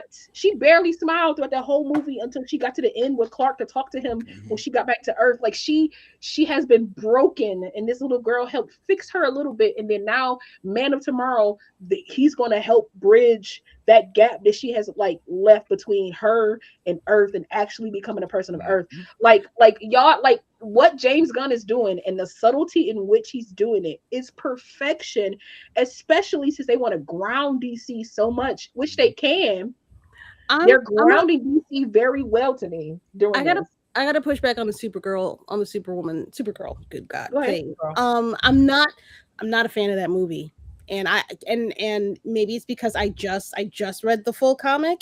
Going into that movie, I felt like there were so many notes that were missed from what Supergirl, Woman of Tomorrow was actually about, and how much more they could have expanded on her character and given her a little bit more depth for her and for what is that girl's name? Annie. Ruthie. Yeah. I don't know what the disconnect was. I don't know if they edited it to the point of losing that soul of the books. I'm not asking for a note for note, beat for beat, frame for frame retelling of that story, but I think there were moments that would have made people understand why she was so dark that they missed in that movie. Yeah, it's not a horrible movie, but it did star Lady Mandalore's grunge daddy. My wait, what? That's your grunge daddy. Oh yeah. No, he's your water daddy and your grunge daddy. Dirty daddy. Dirty daddy. Okay. Lord have mercy. I hate it. Not mad at it. I'm not mad at it. She's great. No, I think with the background that they gave, I do think fits well into why that she was dark. Now that I will say without reading the book, because maybe I will feel different. And I have the book, just haven't had time to read it. It's so much deeper. It is so much deeper. There are moments in that book that don't need to be 30 minutes long that they could have put into this movie that would have made you go, oh fuck, God, oh shit, that hit in the feels something serious. Like her making or a flashback of her. If they're gonna do flashbacks, which they did throughout the movie, have a connection between her and a comparison of Ruthie and why she knows better than what Ruthie is feeling in this movie. Why Ruthie's vengeance isn't necessary. She can explain why Ruthie's vengeance is not going to bring her satisfaction, even though she didn't have Kara didn't have somebody to attach her rage to. There's that piece is integral to Supergirl growing as a character throughout the rest of the universe for me. Wait, Keelan, who let they don't bathe? You talking about James Gunn? No, they're talking about my ex water daddy / dirty daddy. Oh, not the ex. I will let you know. He's not no more, so Seeing him in person and getting to touch him a little bit. And smelling him, he bathes. Who is he it? bathes in the lake, the water, the lake Minnetonka. Are we talking about Jason Momoa? Yeah. Momoa. Jason Momoa looks like he's do we have to go online this? He smells like a man. He smells smells like sandalwood. Ladies and gentlemen, the water that could go sandalwood in the coast. I mean, I'm not mad at that. He do look like he wore that outfit a couple of days. You know what I'm saying? I get it for the part. Absolutely, no. I'm not trying to hump on old boy in the movie. That's Lobo, not it. Lobo. That's not I mean, hear me out though, Lobo. Like, hear me out a little bit. I ain't trying to be a relationship. What'd you say? Go ahead and dip yourself in the water. I ain't trying to be in a relationship. She here for a good time, not a long time. No, I ain't trying to. Hey, we all got this to make a family, but I am trying to say what's up. You know what I mean? Like, wow. But to go back to lanterns, we went all. I will say with lanterns, the trailer looks good. I like what Kyle Chandler is doing because I think Kyle Chandler is a very phenomenal actor. I think he's a really good actor. That kind of got pushed to the back. They was like, all right, you old, go sit in the back. You ain't doing nothing worthwhile. Like, go sit in the back. I think that he's a really good actor. Personally, no offense to Aaron Pierre, you know, saying Mufasa. I think he's beautiful and all that kind of stuff. I think he's great. I think he's handsome and everything. I kind of wanted my Jon Stewart to be way darker. Come on, sis, my good sis. I knew you. Can we get a dark skin still out? He I would like a chocolate drop with my Green Lantern ring. You know, I don't want because I love the Green Lanterns. I love like Hal Jordan. I'm happy that I'm kind of disappointed that Nathan Fillion and Hal Jordan, but since they bringing in his guy Gardner, I get why they're not doing it. I get why, because you just can't have the same faces and on the same earth, all that kind of stuff. However you want to do it, got it, gotcha. It's great, but in the watching the animated films and all kind of stuff, and seeing Jon Stewart, I wanted him to be black. I wanted him to be black as day. Like I wanted him Blackest Night. Blackest Night. Blackest darkness. That's what I still think Aaron Pierre has the Blackest Day, Darkest Night. What he needs to do, I think he has the top to do what he needs to do. But again, just as much as white people want to be like, every time it's a ginger, they turn him into a black person, and every time it's a black person, they make him light skinned. Like I didn't want him to be light skinned. And as a light skinned person, I'm kind of like I don't know. I want comic book accuracy. I don't know if anyone. I don't know if anyone's reading Absolute Green Lantern, but when I saw the trailer for Lanterns, it gave me the vibe of Absolute Green Lantern, the way it was set. That is where the genius comes in for me, because I enjoy Absolute Green Lantern. Absolutely. I enjoy that immensely. I gotta catch up on Absolute series. I have Absolute Batman, Wonder Woman, and Superman. I gotta catch up on those. I need all the absolutes. People been talking to me about them, and I've been like, what? The absolute. Oh yeah. It's a big reason why they swept the Eisners this year. Yeah. Please do that. I'm still tired about that. I'm not gonna hold. I'm still a little salty about that, but I understand. It's one of those ways. Like, yeah. But I get it. Yeah. It's like other trailers that dropped during San Diego Comic-Con. We're just gonna speed past these to get to some more salivating topics. We have Resident Evil that came out. We're gonna see that from Zach Krieger. We had a new Carrie series debut. That should be amazing. I like you. I like Carrie should be a little frumpy and fat. She should not be a thin, attractive girl, because that's not how Stephen King wrote her. Nope. Why are you dropping pig's blood on a person that's not a pig that you want to call a pig? You don't drop pig's blood on a skinny person. I'm sorry. Can I tell you? Hold on. Black Girl Marvel, you are my sister, and I will fight for you until the end of time. Okay, I love you. I love you. Listen here. This sounds like an invitation to the new season. Listen here. The moment you came on screen, hey, hold on now. Hold on. The moment that lady Mandalore came on screen, what I did was I went to my Instagram and I followed you immediately because I already knew my that sister. You were my sister. You're my we are sister. sisters. Come on, we are here. We are here together. Yes. I didn't know each other. Look, we are now related. We are related through the blood. We are now a trilogy. Yes. Here. What do they call it? Triplets? What do they call it in America? I don't know. I don't know. The common? Is it a common? I don't know. We can be witches. Hey, we are here together. We are here together. Hey. All right. This is what T'Challa deals with the door. Thank you. Look, all I'm saying is whatever comes out of that, whatever comes out of that trio, natural hell having demon. That's why he didn't stop. That's why he didn't stop him when he was getting ready to fight. When they was facing off with Black Widow, he's like, you better leave that on your head. The other trailer. What we were talking about, like good lines. Come on, baby.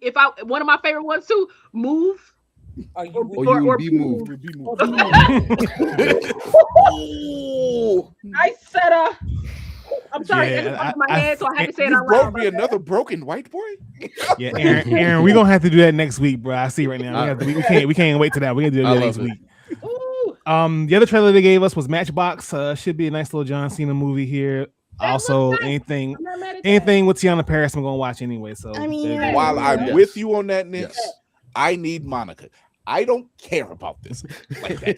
I need Monica Rambeau. I respect it. I seen her and I'm like, but you need to be over in Hall H right now. He is the captain of the ship for the reason. I want her to get her coin, and I want her to get more exposure. I want her to get her coin, so she got to be a Matchbox with Peacemaker. Go put her in Matchbox. Listen.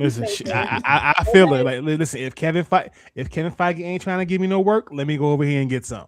You feel me? Yeah, get your bag. Wait, hold on. That's that. Matchbox just look like Central Intelligence. That's that postpartum work. She had to work off that baby weight, and she couldn't do and get slanging and tossed all over the goddamn place in Marvel. She needed to step back up into the whole journey. So she'll be all right. She'll be back. That was let me see. She didn't want to be a human. Was Monica after the baby weight?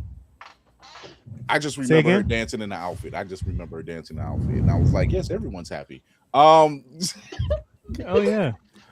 So in Source Wall news, we had a few comics drop this week. My picks, of course, were Queen in Black #1. Hella is running the show, and I'm loving it. We have X-Men 34, and we also have Superman 2026 Annual Year 1000. He is still King Omega, and it's gonna be a good time. Oh, from the DCKO, whatever. Yeah, he's still King Omega in year 1000. Okay. I haven't. The DCKO was great to me. I thought that was a great book actually. I got said he kept them absolute and stuff like that, but I thought DCKO was great though. KO gave us some great moments in that book for sure. Oh yeah, gave us a great Jason Todd moment. Yes, did it not? Is Jason Todd always a great moment though? Yeah. I mean, He does walk onto the scene and like, hey, bop, bop. And I'm like, he ain't wrong. He might be out of line, but he ain't wrong.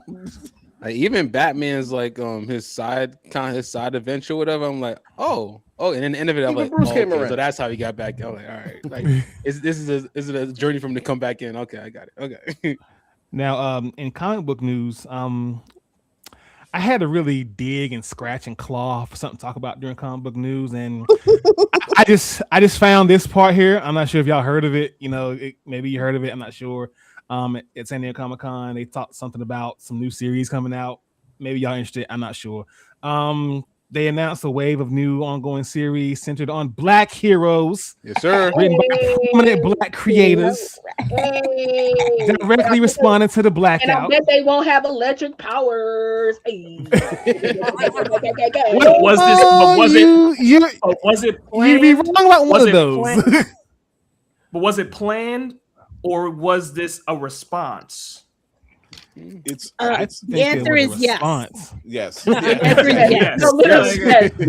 Black or white? Yes. It's just more or less about. It was just timing. It was like, Yes. We can do this now. Going to happen. So they were like, Negroes are marketable. Let's make stuff for them.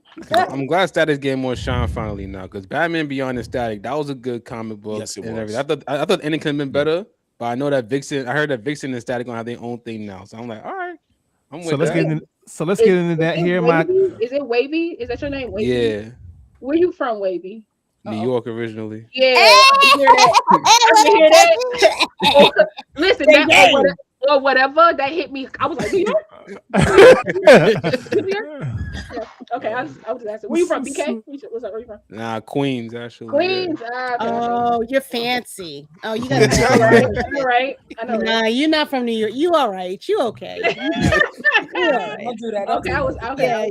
Don't do that to my guy. Don't do that to my guy. Also, just a fun fact, because we did bring up $1.25 store, $1.25 tree.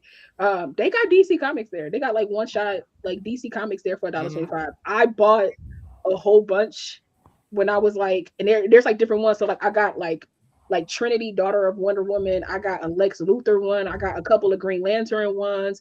They got my adventures with Superman in the comic form. They have a lot. I have a whole bunch. I can show y'all Don't sleep on Dollar Tree. They on the come up. I need you to explain the address and if they accept checks. Let me find out. PayPal, Cash App. What do I gotta do? Anything with a tappable chip. Yep.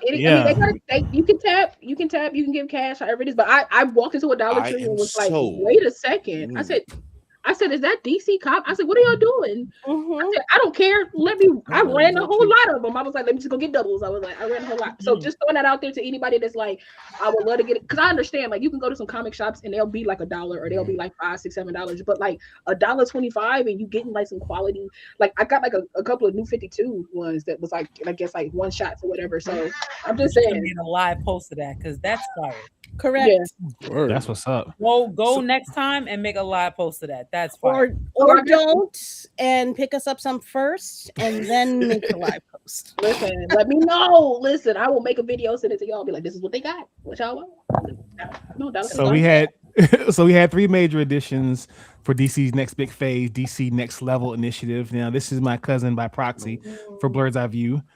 Creative team written by 2-time Eisner nominees Stephanie Williams and illustrated by Carrie Randolph. We're getting Vixen. The pitch marks the first time in her 45-year history that Mari McCabe is headlining a solo ongoing title described by Williams as What If Rihanna McCabe. No. Is McCabe or McCabe? McCabe, but no to Rihanna. But no to Rihanna. No, she described it as Stephanie described it. She described it as what if Rihanna finally decided to be a superhero. The book features Mari opening her own private investigation firm, McCabe International, and defining her own identity as a DC detective. So they made her Jessica Jones? Okay. She mentioned something about some cosmic level stuff too. So. Yeah. The second book we got is Static. Creative team, Miles Morales' Spider-Man, Cody Ziegler, with art by Diego Olentigu. The pitch is that Static's first ongoing series in 15 years. The series follows Virgil Hawkins dusting off the cobwebs and aggressively reintroducing himself to the greater mainline superhero world. And finally, we have creative team written by Morgan Hampton, Steel. The pitch is a spin-off series spinning directly out of the Kingdom of Zod storyline and Superman. Oh, wow. Frosty Phoenix, I'm gonna start with you, my boy. Out of these 3 series, which one are you looking forward to the most, and why is it Vixen? Listen,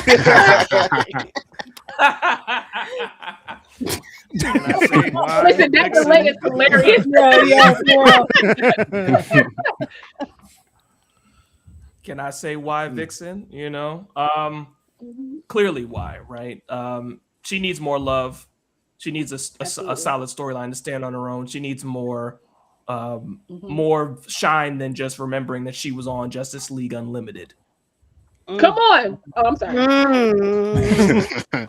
That's it.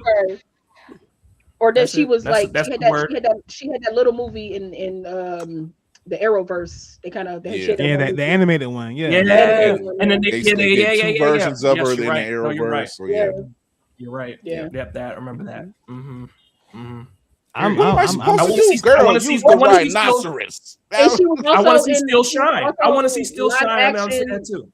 But yeah, live action played by two different black women. She was Vixen in Legends of Tomorrow.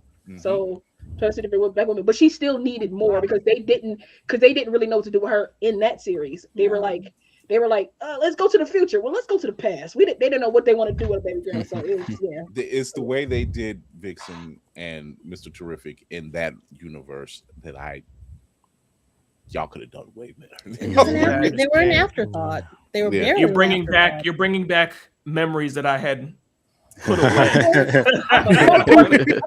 Core memories in the back. I remember that. Your corn rolls. What is happening right now? The robots. To my right hand man, I'm gonna toss it to you, Aaron. What are we thinking, man? What are we so excited about? I'm excited about Static, but that's because I saw a cartoon when I was like 8 years old, and it imprinted into my mind. You mean the WB Static? Yes. Yes. Solid. Virgil was great show. Well, listen, when I found out that Cody was writing this, I was like, oh hell yeah, because his run with Miles. Chef's kiss. Very soft. Chef's kiss. Just the subtle nuances that Miles had in his language and his dialogue was just so fucking on point. And I'm not even from New York, but it was so New York. And I just loved every second of his story. New York like that. So fucking NYC. And I love every bit of his run. I'm looking forward to Static as well, too. Steel, we'll see what happens. I'm excited about it's Steel. I'm always excited about a Steel story. I mean, it's John Henry, right? Steel? I want to say they did. I think they did say it was John Henry. Is it John Henry? Okay. I want to say. Yes, but John I Henry. would not be opposed to John and Natasha. Yeah. That's what I'm saying. That'd be awesome too. My final thought on all these though. I'm glad they're getting made, and I've made posts about this already. I'm glad they're getting made, but that is not the goal. The goal is to buy these shits. Correct. So when they come out, pre-order. Man, I'm gonna be in my local comic shop first day. They already know me over there too, so they already know I'm gonna want them. So let me get them on the shelf. Let me holler at you real quick, partner. I need you to pre-order. You can be there day one. That's cool. But the pre-order lets the two people know important things. There we go. Talk about it. It lets your local comic book store know that you want it, but it also lets the publisher know that you want it ahead of time. So, all right, cool. We got 18 people that might come into the comic book store and they pick up these books. Bet. But if you have 50 people pre-ordering it, you have to order those books plus whatever somebody might happen to walk into the store and buy. So you have to pre-order. You got to pre-order is being useful. Yes. Imagine. Looking at you, Rockstar. I mean, I would say personally, I'm excited for all of them. More so for Vixen and Static because I don't know much about Steel from what I've seen in like animations and some little things. And that movie. Yeah, in that movie. Yeah. In that movie. We not bring that up. We don't do that here. Another good one. That's another good one too. That's another good one. And I seen that joint bootleg, and I'm like, this ain't it. Take this back. Vixen is on the top of the list for me. Her powers are so African and so like ingrained in her being, and that needs to be shown. Like people need to see what she can do, especially when they be like, they love to be like, Shuri 120 pounds. What's she gonna do? All right, let's get Mari in the business. Then she can do all this. She can do all this, and probably is only like 130. Okay, and she can do all this. Built, beautiful. No offense, I don't want Tiana Taylor to play her. No disrespect. She got the right look, but no disrespect. You want Tiana play? She does have the right build. She does have the right build. Like I can. I can, to me, no disrespect to her. She hasn't been in a game long enough to play her. Okay, she hasn't. I can see that. She hasn't. Her acting chops aren't that good to me. That she can't shake that accent. She can't get rid of that. She can't. So she gonna be. And Mari is from Detroit. Like I know she's born in Zambezi, but she was raised in Detroit. So I don't need her to be like, yeah, be a Nazi. This is gonna sound like she's from Harlem and all that. You don't like that. I need a Nazi. Call it up. Spike. Okay, now listen, look, I don't need y'all to be coming this hard for the fucking New York accent, all right? It's all right. I need y'all to I'm not saying the girl dial that back. She being a lot of stuff, but she gotta shake that. She gotta shake it. I'm not saying her accent is a bad thing, but in the point of Vixen, she can't have an accent. She can't. I don't know how much she can shake it if they wanted to put her in that role, but like, so I would prefer. Tiana does. She does fall in that conversation of people who are saying that, hey, she just plays herself in every role just because of her accent. Wow. She does. Her accent is crazy though. Her accent is crazy. It's just then it's just levels of intensity. And here's my thing: if you can do that and bank on that for the rest of your life, because so many white actors have, do your diligence, baby. Get this money, be in all the movies, but let's not put her. Let's not put her in stuff that like. Don't put her in the Vixen. She can't be Storm. Like let's not do let's not do that. You're right. And to that degree, she's right, because nobody's looking for Denzel to be in a Shakespearean film and not have a Shakespearean dialect. Baby, he was in Gladiator, and I was like, but it worked. Right. Being in Gladiator, I'm like, yo, they just let him speak. Oh, they so just Alonzo wearing Gladiator armor. Okay, I'm not gonna knock it. Here we are. Yeah. Who gonna tell him? Not me. I'm like, you feel me? And I love Denzel. I love Denzel and everything he does. Denzel. I love how you're saying Denzel. Right. I love it. I love that. I love that. Okay, I just want to be like, yo, K80. No one talks like that. Not no more. Not no more. That's a straight 90s New York talk right there. Definitely leaning on archetype of like circa 1999. Yeah. That's like 90s New York right there. Yeah. No, but the Funkmaster Flex is a character, sir. The numerous times that I've been to New York, I've never had anybody. If I've been in Times Square, I've never had anybody come to me and go, "What up, Dobie?" I've never had anybody come to me. Times Square is mad transplants out there. That's I haven't been in years, but I will say the only thing when we used to go to New York a lot. When I was in Brooklyn, when I was in DX, the only thing I seen that was anything New York adjacent was somebody getting cussed out. The bike messenger cussing out the taxi. That's regular. That's regular. I said, and I wasn't even fazed by it. I'm like, oh, okay. No, yeah, keep moving.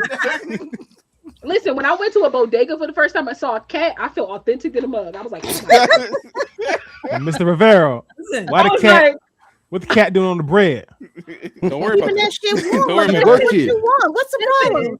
Mind your business. And I still got me a sandwich. Because I was like, this is authenticity at its best. I want this sandwich, baby. That cat is flavor, that there's no rats, okay? Correct. Yeah, absolutely. But when I saw the cat, because I walked in and I was like, where the cat at? I don't see no cat. And then the cat hopped up on the counter. I said, baby, we here. It's just things in New York that you was it a Puerto Rican bodega or a Jamaican bodega? It was a Puerto Rican bodega. Ooh,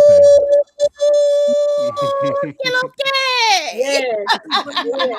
You smelled the wafting in the air, didn't you? No, baby, listen, we were down the street, and I was like, "What's that?" I was like, "That queso." I said, "What's that?" I said, "Where are we going?" Listen, I was turned into a cartoon character. The smell, and I was like that. I just walked towards the smell. I was just in the air, like correct. Oh my god. Yeah, that's crazy though. A few other things that came out of the San Diego Comic-Con. We had Batman of Two Worlds. We're gonna get the OG Batman, and we're also gonna get the Absolute Batman in one book. However, solving the same crime in their own. They're not going to meet, but they're gonna be in the same book at the same time. And also, we have Maximum X-Men. This is spinning out of Avengers Armageddon. A new team with Storm spearheading. We got Wolverine, Colossus, Bishop, Iceman, I want you Psylocke, to take this Firestar, and Laura, Justice. I want you to take this one. Take it. Number one, we talked about this. I love Storm. Storm is my personal goddess. She can do no wrong. If you think she isn't in your top 10, I don't know. You've fallen on your head and you can't get up. She's top 5. With she's number. Let's not keep on. Let me finish. Let me finish. Number one. Storm to this day has not been written by a black woman. That is a fucking travesty. It has never been. It has not written by a black woman. I'm not counting the one shots. I'm sorry, those do not count. If you don't count them for DC, we're not counting them for Marvel. Okay. So I also need them to stop having black women come in and clean up the X-Men's fucking mess. This is the third time y'all did this shit. I need her to get her own goddamn book, and I need her to be able to stand on her own 2 feet with a black woman telling y'all nigga about your asses, because you're not giving her the credit that is fucking due. You take her story from the wonderful Marewa Ayodele. I appreciate you for what you did.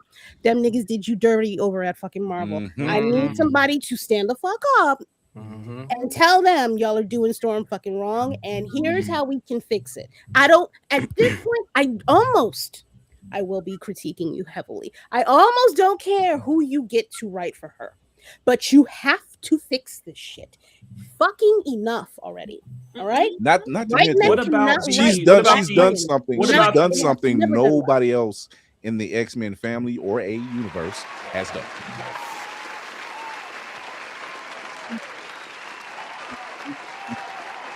Don't fuck with me, fellas. Yes, she's done something that no one else in the X family or X universe has done. It's almost hard to believe. She has managed to pimp slap almost every Summers family member. And they annoying sometimes too. So go Hey. Oh hell yeah! Oh hell yeah! Big Scott, their younger brother Vulcan. She's like, what the fuck? Listen, show it down. Vulcan was it? And didn't she get Corsair? Didn't she got Corsair? Yep, she got Corsair. I think Havoc is just like, hey, I don't want no smoke. I see what you did to my daddy and my brother. I'm gonna stay out of that.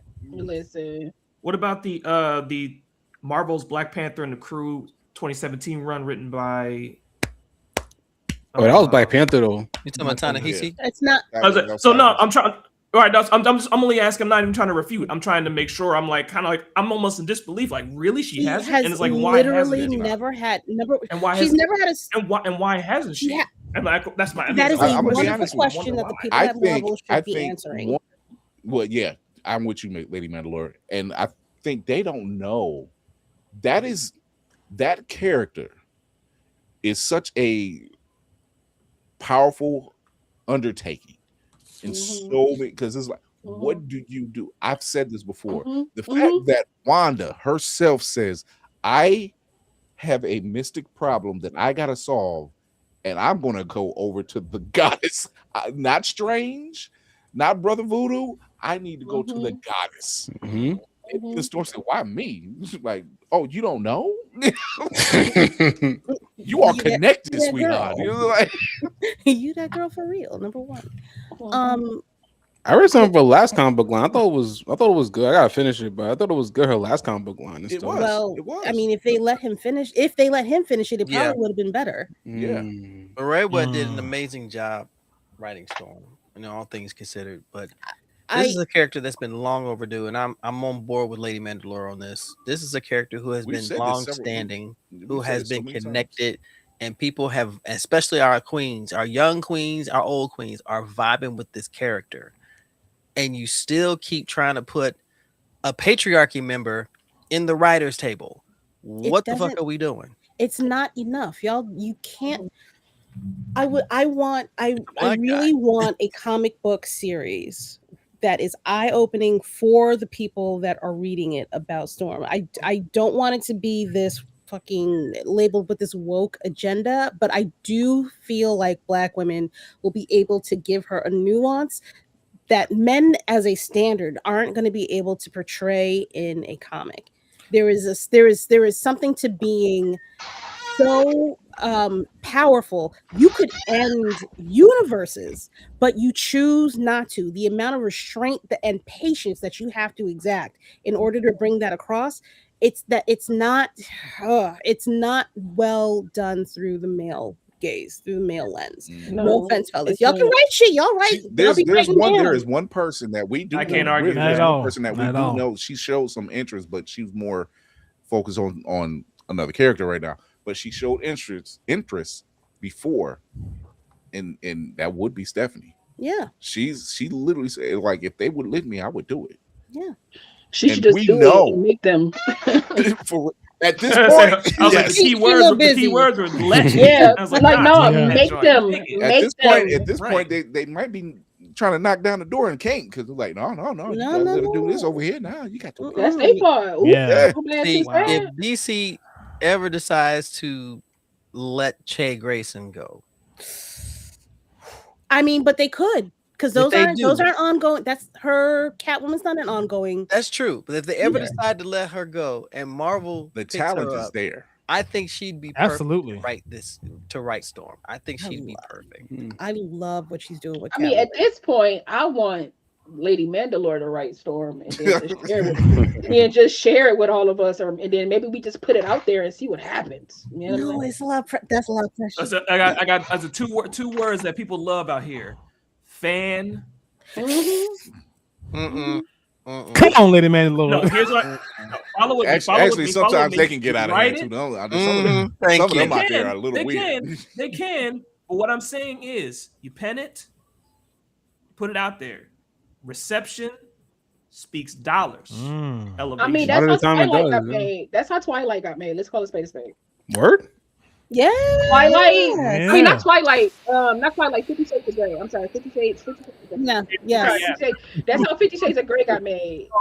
For the conservative interpretation, but it's based on yes, Twilight. It's based on Twilight. Twilight. They got the information. So what they did was the writer of 50 Shades of Grey, the creator, like put it on fanfiction.net or one of these AO3, like one of these little things or whatever, and it got really popular, and people was like, what? And then they were like, yeah, let's turn that into a movie then.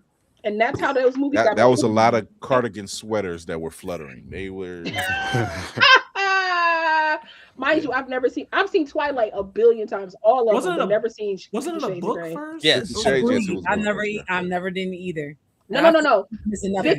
Then became a book, and then it became a movie. Like it started off as like a yeah. But it was a fan fiction, then a book, and then a movie. Yeah, book series. Yeah, that's not because those particular sect of women apparently like that stuff. Not just women. Not just smut. Smut. Not just women. You're right. Not just women. That's why I said a lot of cardigan sweaters. If you like it spicy, guess what? We got you. Mind you, I couldn't. That right there, Nix. I couldn't partake in 50 Shades because I don't think Dakota Johnson is a good actress. So I just say it again for the people in the back. I don't understand how she keeps on getting work. Because she's a nepo baby, and so like she's in this industry and she has connections. Mind you, I don't think she could like, and it's not even the Madam Web of it all. Madam Web really opened my eyes. It's not even the Madam Web of it all. But she was literally in a movie. I'm sorry, let's just step aside. But she was in a movie. She was in the Material List with Chris Evans and Pedro Pascal. She was in a movie with these two fine gentlemen. And I was like, why do either of y'all want her? I was like, why do either of y'all want her character? Why do either of you want her character? That sound like opinion. Listen, I got a group chat where we call her Dry Toast. Whenever we say Dry Toast, we know who the person is. Dry Toast. Dry Toast is crazy. Dry Toast is crazy. I to have a Kristen Stewart movie because I actually thought that Kristen Stewart also was horrible, but then Kristen Stewart's great. Yeah, but she great actress. Started off not that great. Started off not too good. I love also Twilight. She was horrible. No. Let me say this. Go back. I do think that there was some problems there too. But at the end of the day, to me, she was horrible in that series. But she has grown as an actress, and I respect it. I'm waiting for Dakota Johnson to have that moment, and I don't think she's gonna have. I don't think she's gonna have that moment. I'm with Laney because I watched Twilight. I knew in Twilight she was a good actress because what she was doing is literally the character. What she is literally the character. I'm gonna tell you when you lost me. I mean, when she lost me. When you're in the second movie and after I'm so excited for this in the forest. That whole montage right before the montage, the way that she plays, how Edward leaves her, that to me was terrible acting. Terrible acting. Thank you. You mean when he dips out of leave? She's like, Edward? Yes, Edward. That made my Edward. Yes, okay. Edward. She tripping over stuff. Look, I'm with Laney because when I seen that, I said we canceled Buffy and Angel for this. I'm screaming. That is hilarious. That is hilarious. Listen, I'm gonna say this because listen, I've been a fan of her since like Panic Room when she was with Jodie Foster. That's how I knew she was a good actress. That's how I knew she's a good actress, and I knew that what they gave her in Twilight she didn't like, but she was like, "This is what I'm doing." Like that's how I know. But like, she's a good actress. But I will say this though, because the movies do a poor job of explaining these vampires, this whole lore. What she did in that scene, it's as bad as it is to you, it works. Because him disappearing, that he's like a drug literally to her.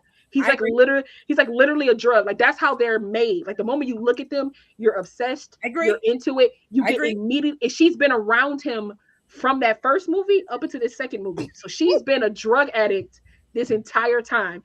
And he took away the bottle, which was himself, and she didn't know what to do. As bad as that scene is, I felt like it worked in reality, because she was looking stupid. Even Robert Pattinson hated it. Girl, okay, he was stupid. I think you're being apologist for it, and I'm here for it because we gonna agree to disagree. Oh, absolutely. I just want to throw my little 2 cents in. I ain't never try to switch nobody because of what you don't like, you don't like. But I'm sorry. I'm just thinking about the moment where the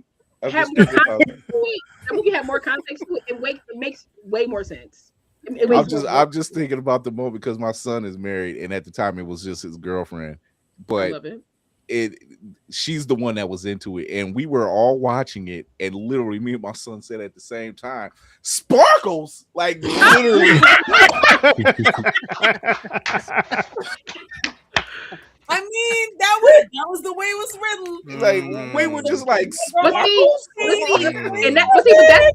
but that's my thing too, right? Is that these books are like stupid thick. These books are like Harry Potter 5th book thick. Like these are like stupid thick books, right?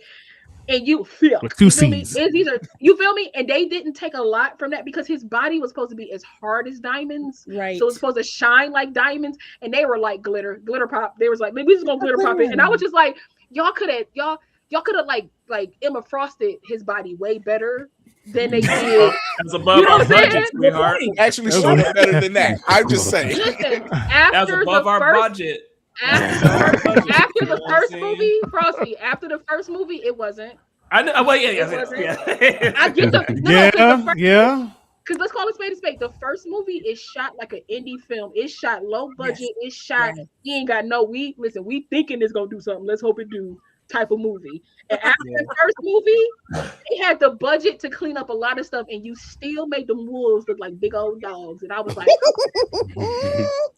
I'm gonna take it, I guess. On it. Hashtag Team Jacob for life, though. I can't. Listen, I defend him so much because he gets played throughout this whole series, throughout this whole movie. He gets played. He gets played. But I will say, Bella told him off right. Like, listen, bro, I don't like you, but I don't want you to leave because I ain't got nobody else. Like, she literally tells him this. And he goes. I'm gonna get you. I'm gonna bring you around to my. It's literally like the definition of was it leaving him on red, and he over here just looking at the DM like she gonna come back to me. She gonna get back to me. I promise. I promise you, bro. I promise you. If I just wait, if I'm just a nice guy and I wait, then that's the thing. Then he waits, and then at the end, it's the daughter, and I'm like, "Where's Chris Hansen? I need to know." I can't have you. I'm gonna have your seed. I love this discussion. I can't have you. I'm gonna have your seed. Like, listen. What did you mean that you were going to have the seed? What did you mean by that? That's literally a Chris Hansen line. What did you mean by that? Lady, said here in this text. Screen Crush did the guy from Screen Crush who always does the mockery how you're presenting movies or whatever. That Screen Crush talks about that so beautifully. I don't know if you guys know who I'm talking about. It's a Canadian guy who acts like he's the producer guy and he's also the movie pitcher. I know what you're talking about. Yeah. Said, oh, we're gonna make so much money. That Yes. guy, yeah, that guy. Yes. And he does that so well because he's like, we're gonna talk about all this money. He's like, wait, he's like, you had them do what? He's like, man, I don't like this. I don't like and the way that he breaks character to actually be like everyone what people are thinking. People like disgusted, yeah. But hey, we're gonna make lots of money. He's like, he's like, yeah. That's because Stephanie Meyer is a Mormon, and you see it all up in the Twilight Saga.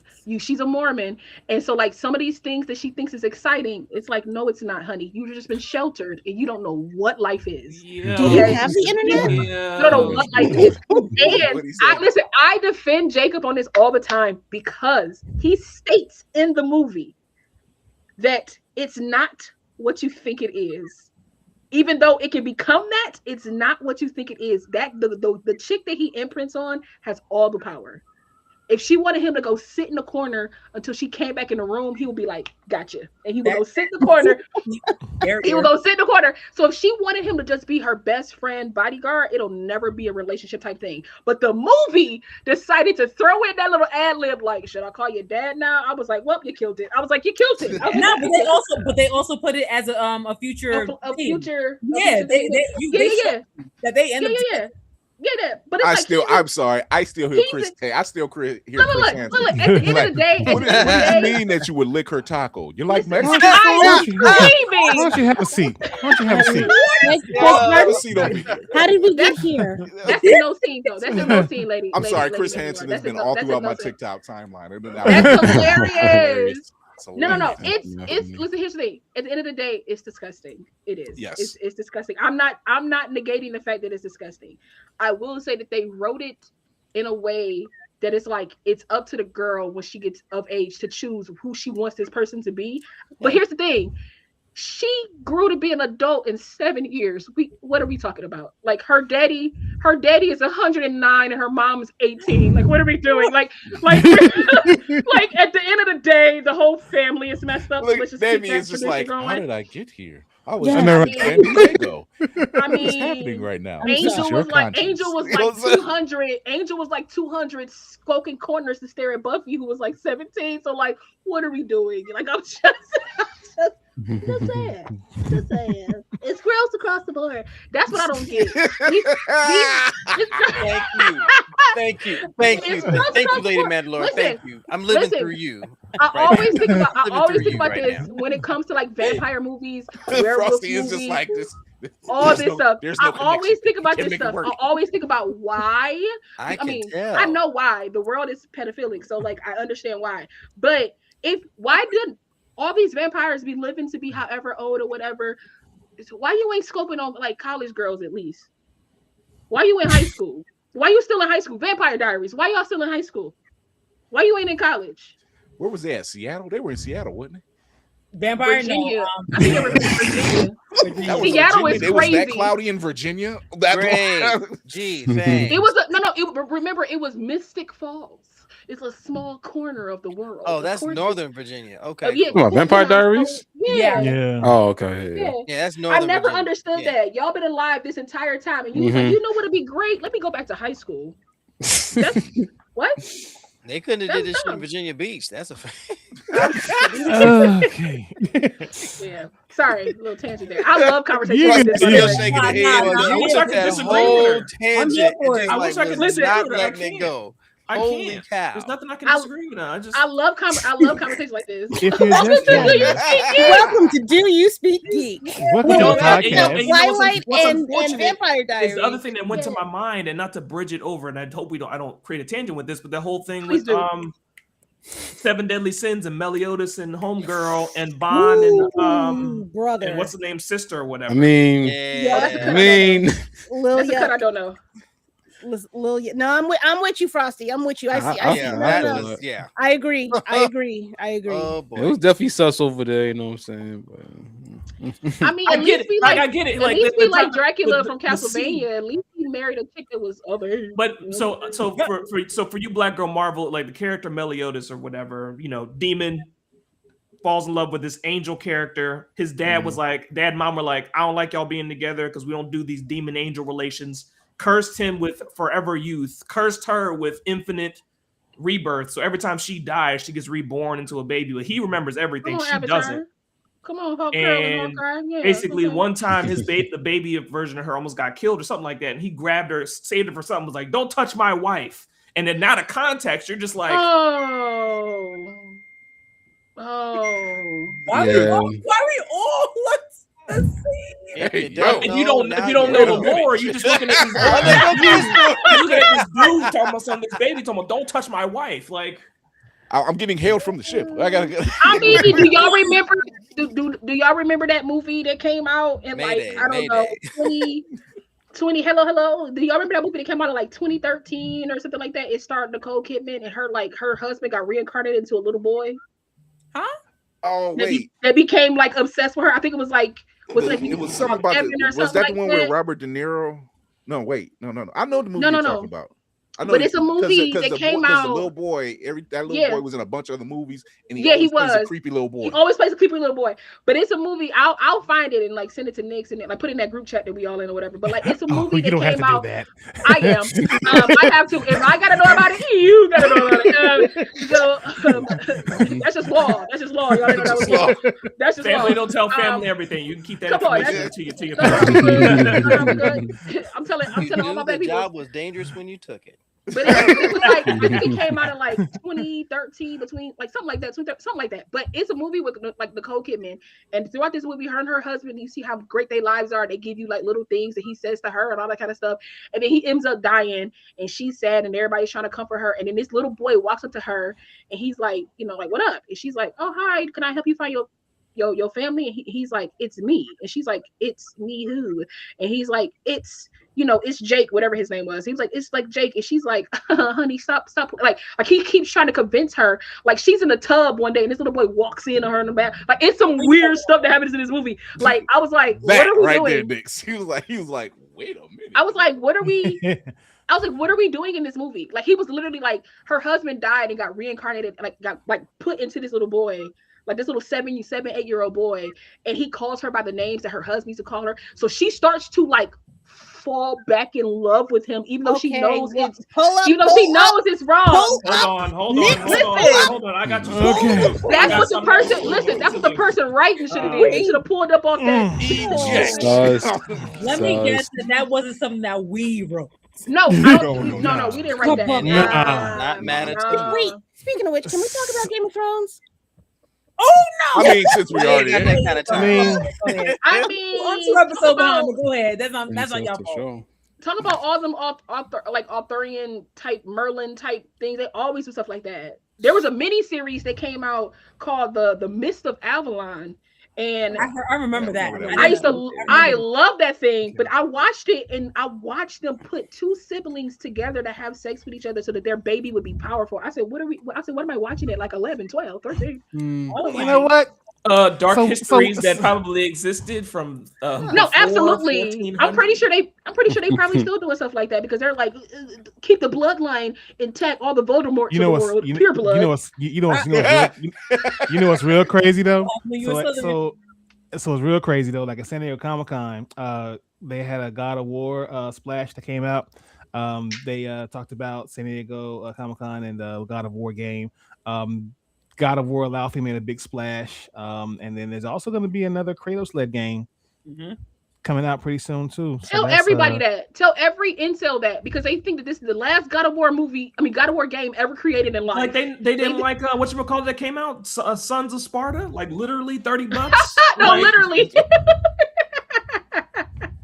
Literally. There is something to be said, and Navy, I know Navy can back me up on it. There is something to be said about the state of the nerd community right now. Not the Blerd community, the nerd community. Mm-hmm. The Blerd community, there's an offset for them, but that's another conversation. That's another conversation. Yeah.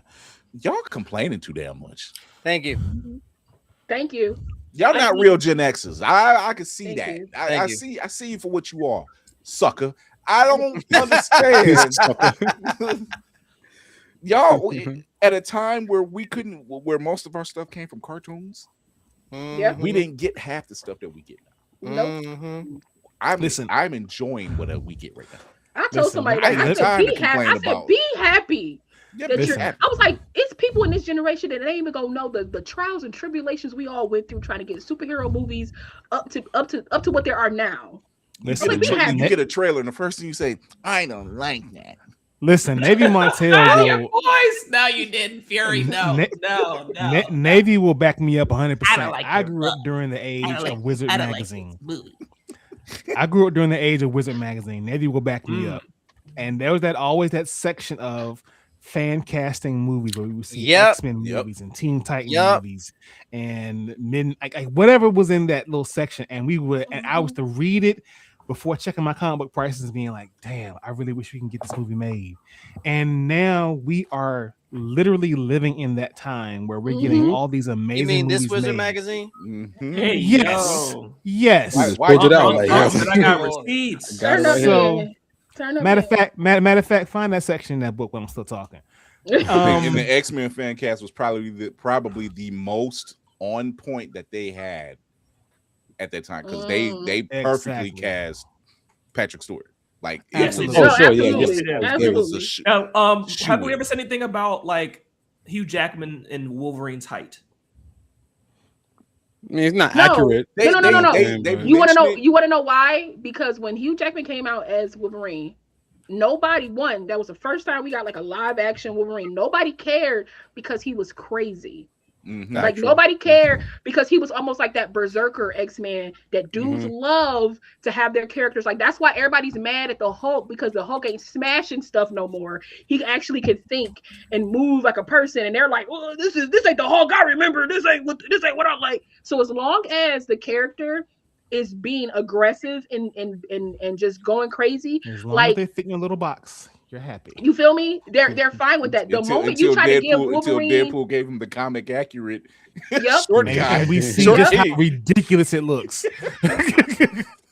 But I need that though. I need that it is new. Whatever Marvel is doing, mind you, Marvel, whatever you're doing with the X-Men, you can leave Wolverine, Jean out of this for a a long time. You can leave them out. What's in that one, boy? Hey, Christy. Yo, no matter how big San Diego gets, she always finds me, or I always find her. It happens every time, and she found me 3 times this year.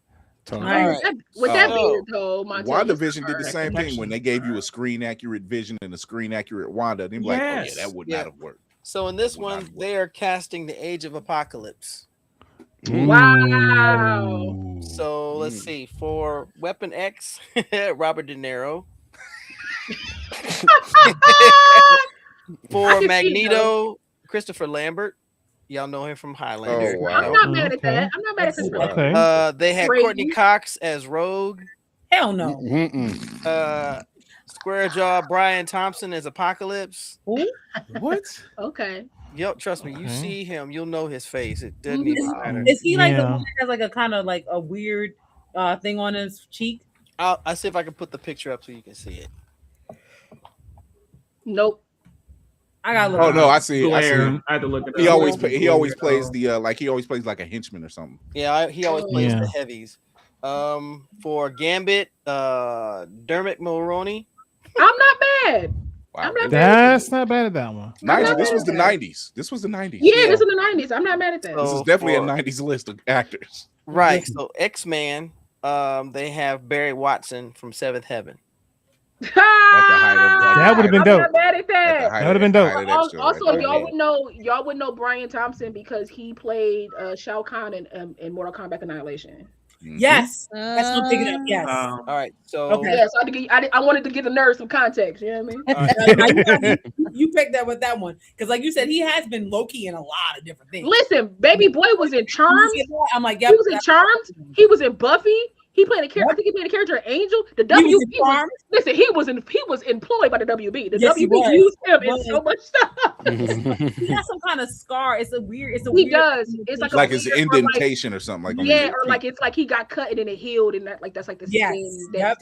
Yeah. All right. So for Cyclops, they had Kurt Russell. Okay.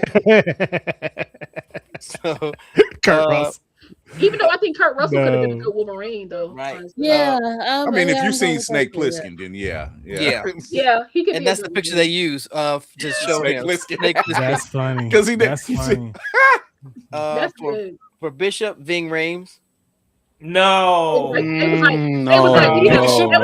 big black man. They was like, we need a big black man. That's a terrible Bishop. I don't want that. Nah, I think I can see it. For Havoc, they had Stephen Baldwin. Okay, at that time, yes. At that If time, they that was the height of his They career. should have used him for Cyclops instead of Havoc. Use all the Baldwin brothers to do all the Cyclops. Yeah. Kids. I mean, if it's the Summers boys, just have all the Baldwin it's like brothers. 18 Absolutely. of them. Yeah. Absolutely, lady. Absolutely. So for Jean Grey, they had Carrie Lowell. She always played one the prosecuting attorney on Law and Order. Okay, I know. For Sinister, they had Jimmy Smits. Honestly, Jimmy Smits, I ain't mad at that. I ain't mad at that though. Jimmy Smits. 90s Jimmy Smits, Yeah, 90s Jimmy. And for Quicksilver, they had Russell Crowe. What? So maybe is this virtuosity Russell Crowe? It So looks maybe like that- it is virtuosity Russell Crowe.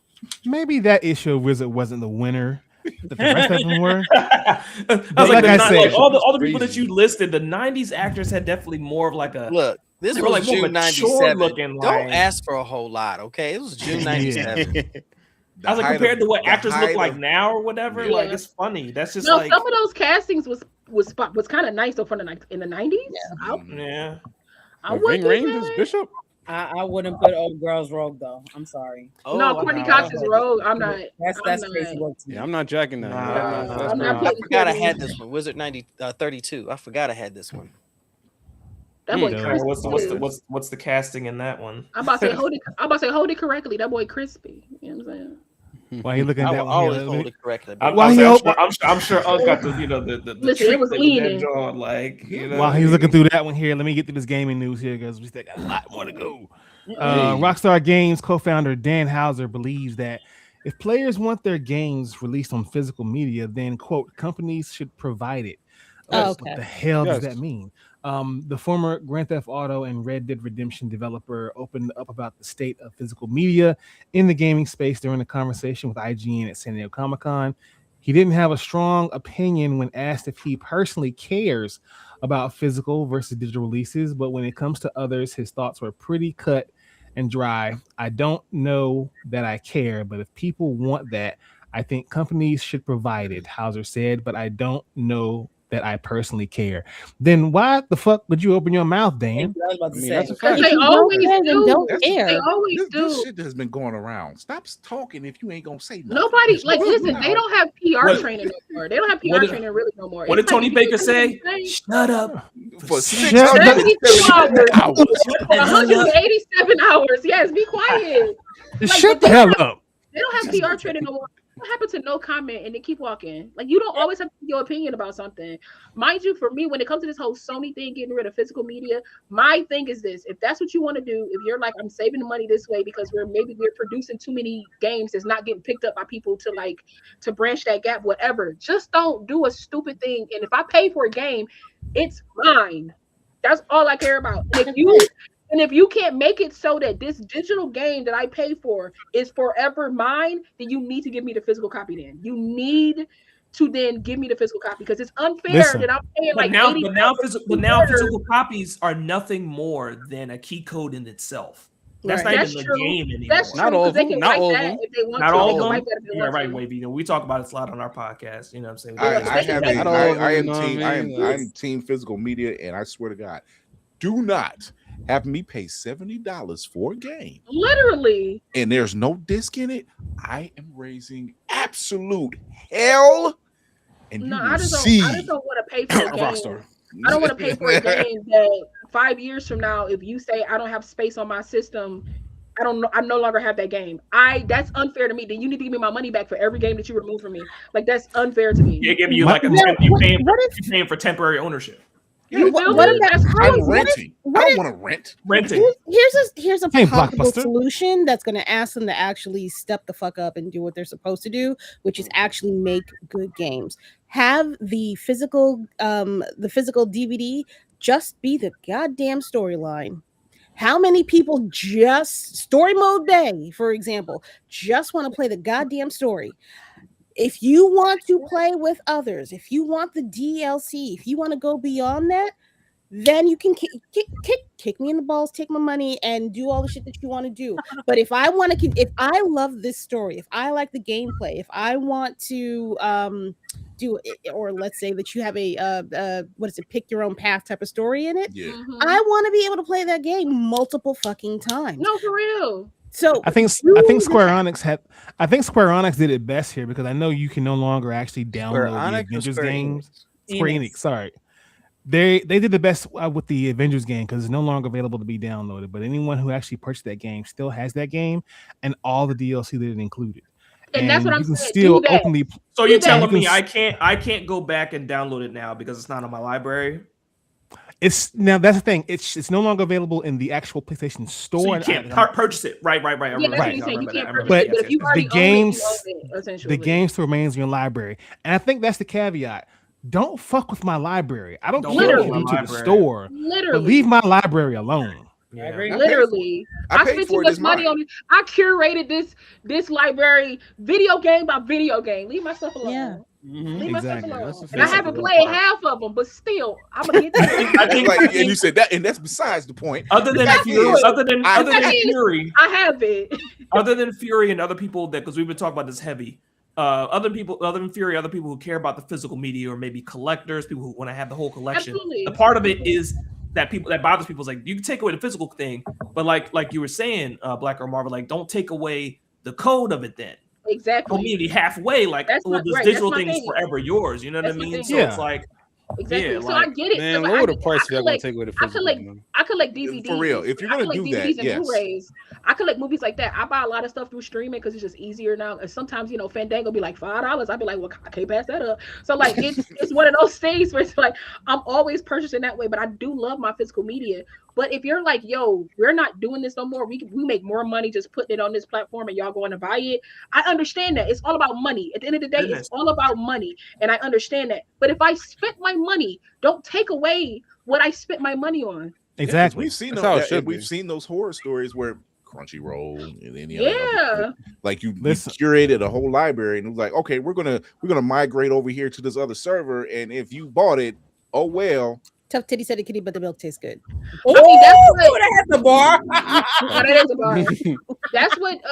That's what Voodoo did when they switched into Fandango. Voodoo was like, if you don't transfer your account over to this new thing, to Fandango, you're going to lose your entire thing. Like you had no choice if you wanted to keep the movies that you bought on this one platform. Yeah. And here's the thing. Sony just did it with the finding a movie to delete and all that because of the license deal. That's how people that happened like right before they announced the whole physical thing is not going to happen in 2028. So it was like I put a bad taste in people's mouths right there. You know what I'm saying? Yeah, when you say, oh, I want to play this game or I want to watch this movie, I want to be able to watch it. It's a streaming service, same thing. If you take it off, at least you have the option to go out and buy said series, buy said movie, and make it available.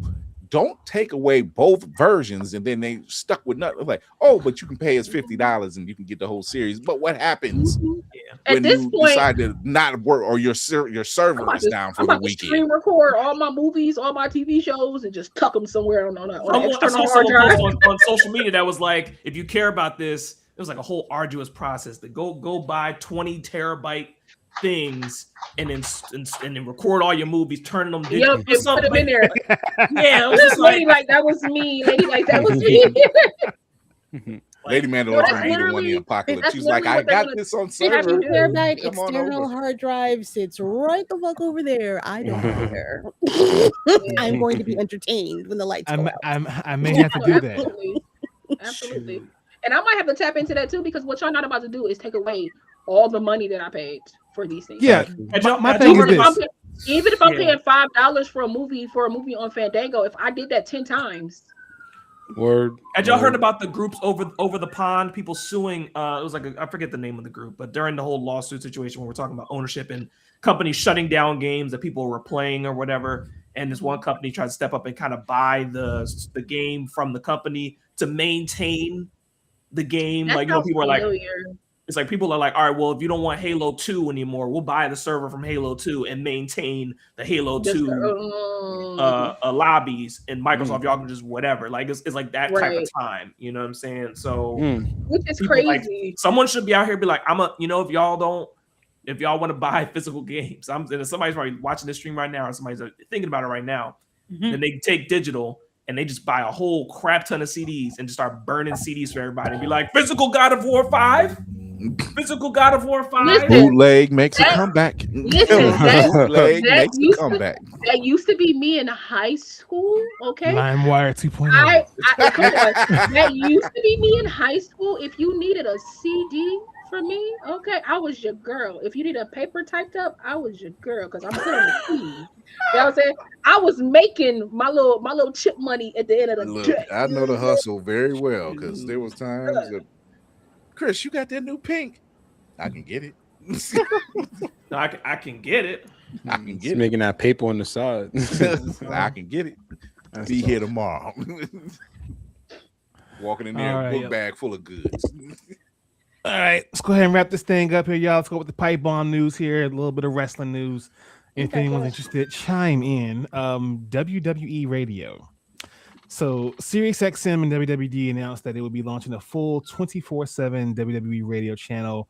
The SiriusXM channel will launch a variety of shows, including Busted Open with David Lee LaGreca and former WWE superstar Bully Ray, Mark Henry, Nick Nemeth. Not Slam Wrestling Live, hosted by Sam Roberts, Cheap Heat, Hart Beef, Off the Ropes, a bunch of shows. With Busted Open, being a part of that lineup, a radio show. Yeah, ladies and gentlemen. But here's the crazy part. Here's the caveat, though. Busted Open has you just like been a very independent. That title is an independent show, pretty much, for quite some time, and it has to sever its ties with Thunder Rosa. And this move suggests that Busted Open will no longer cover AEW, and I think it's not such a good move anyway, for especially of those who are independent and just pretty much free thinkers when it comes to the way you said that. It just sounds like a whole porno, like Busted Open and won't be able to cover Thunder Rosa. Fury. Listen, who named it that? Who named it that title? Pirate talk. I'm just saying, I'm a pirate. It comes from the term when you get busted open in a match. You know, you're busted open. So they call me that in college. They could have said something else. Later on. Chris got me on that. Fury got me on that one. But the news comes kind of heavy because it's the fact that Busted Open has been very independent, and now they're going to be just relegated to only cover WWE. And for those of people who are wrestling content creators, it really puts a sour taste in your mouth, because if you're being completely unbiased, it's almost to the point now, like, if you have these lofty dreams and goals of wanting to work with these companies here, you can't say shit bad about them, because now you have this whole...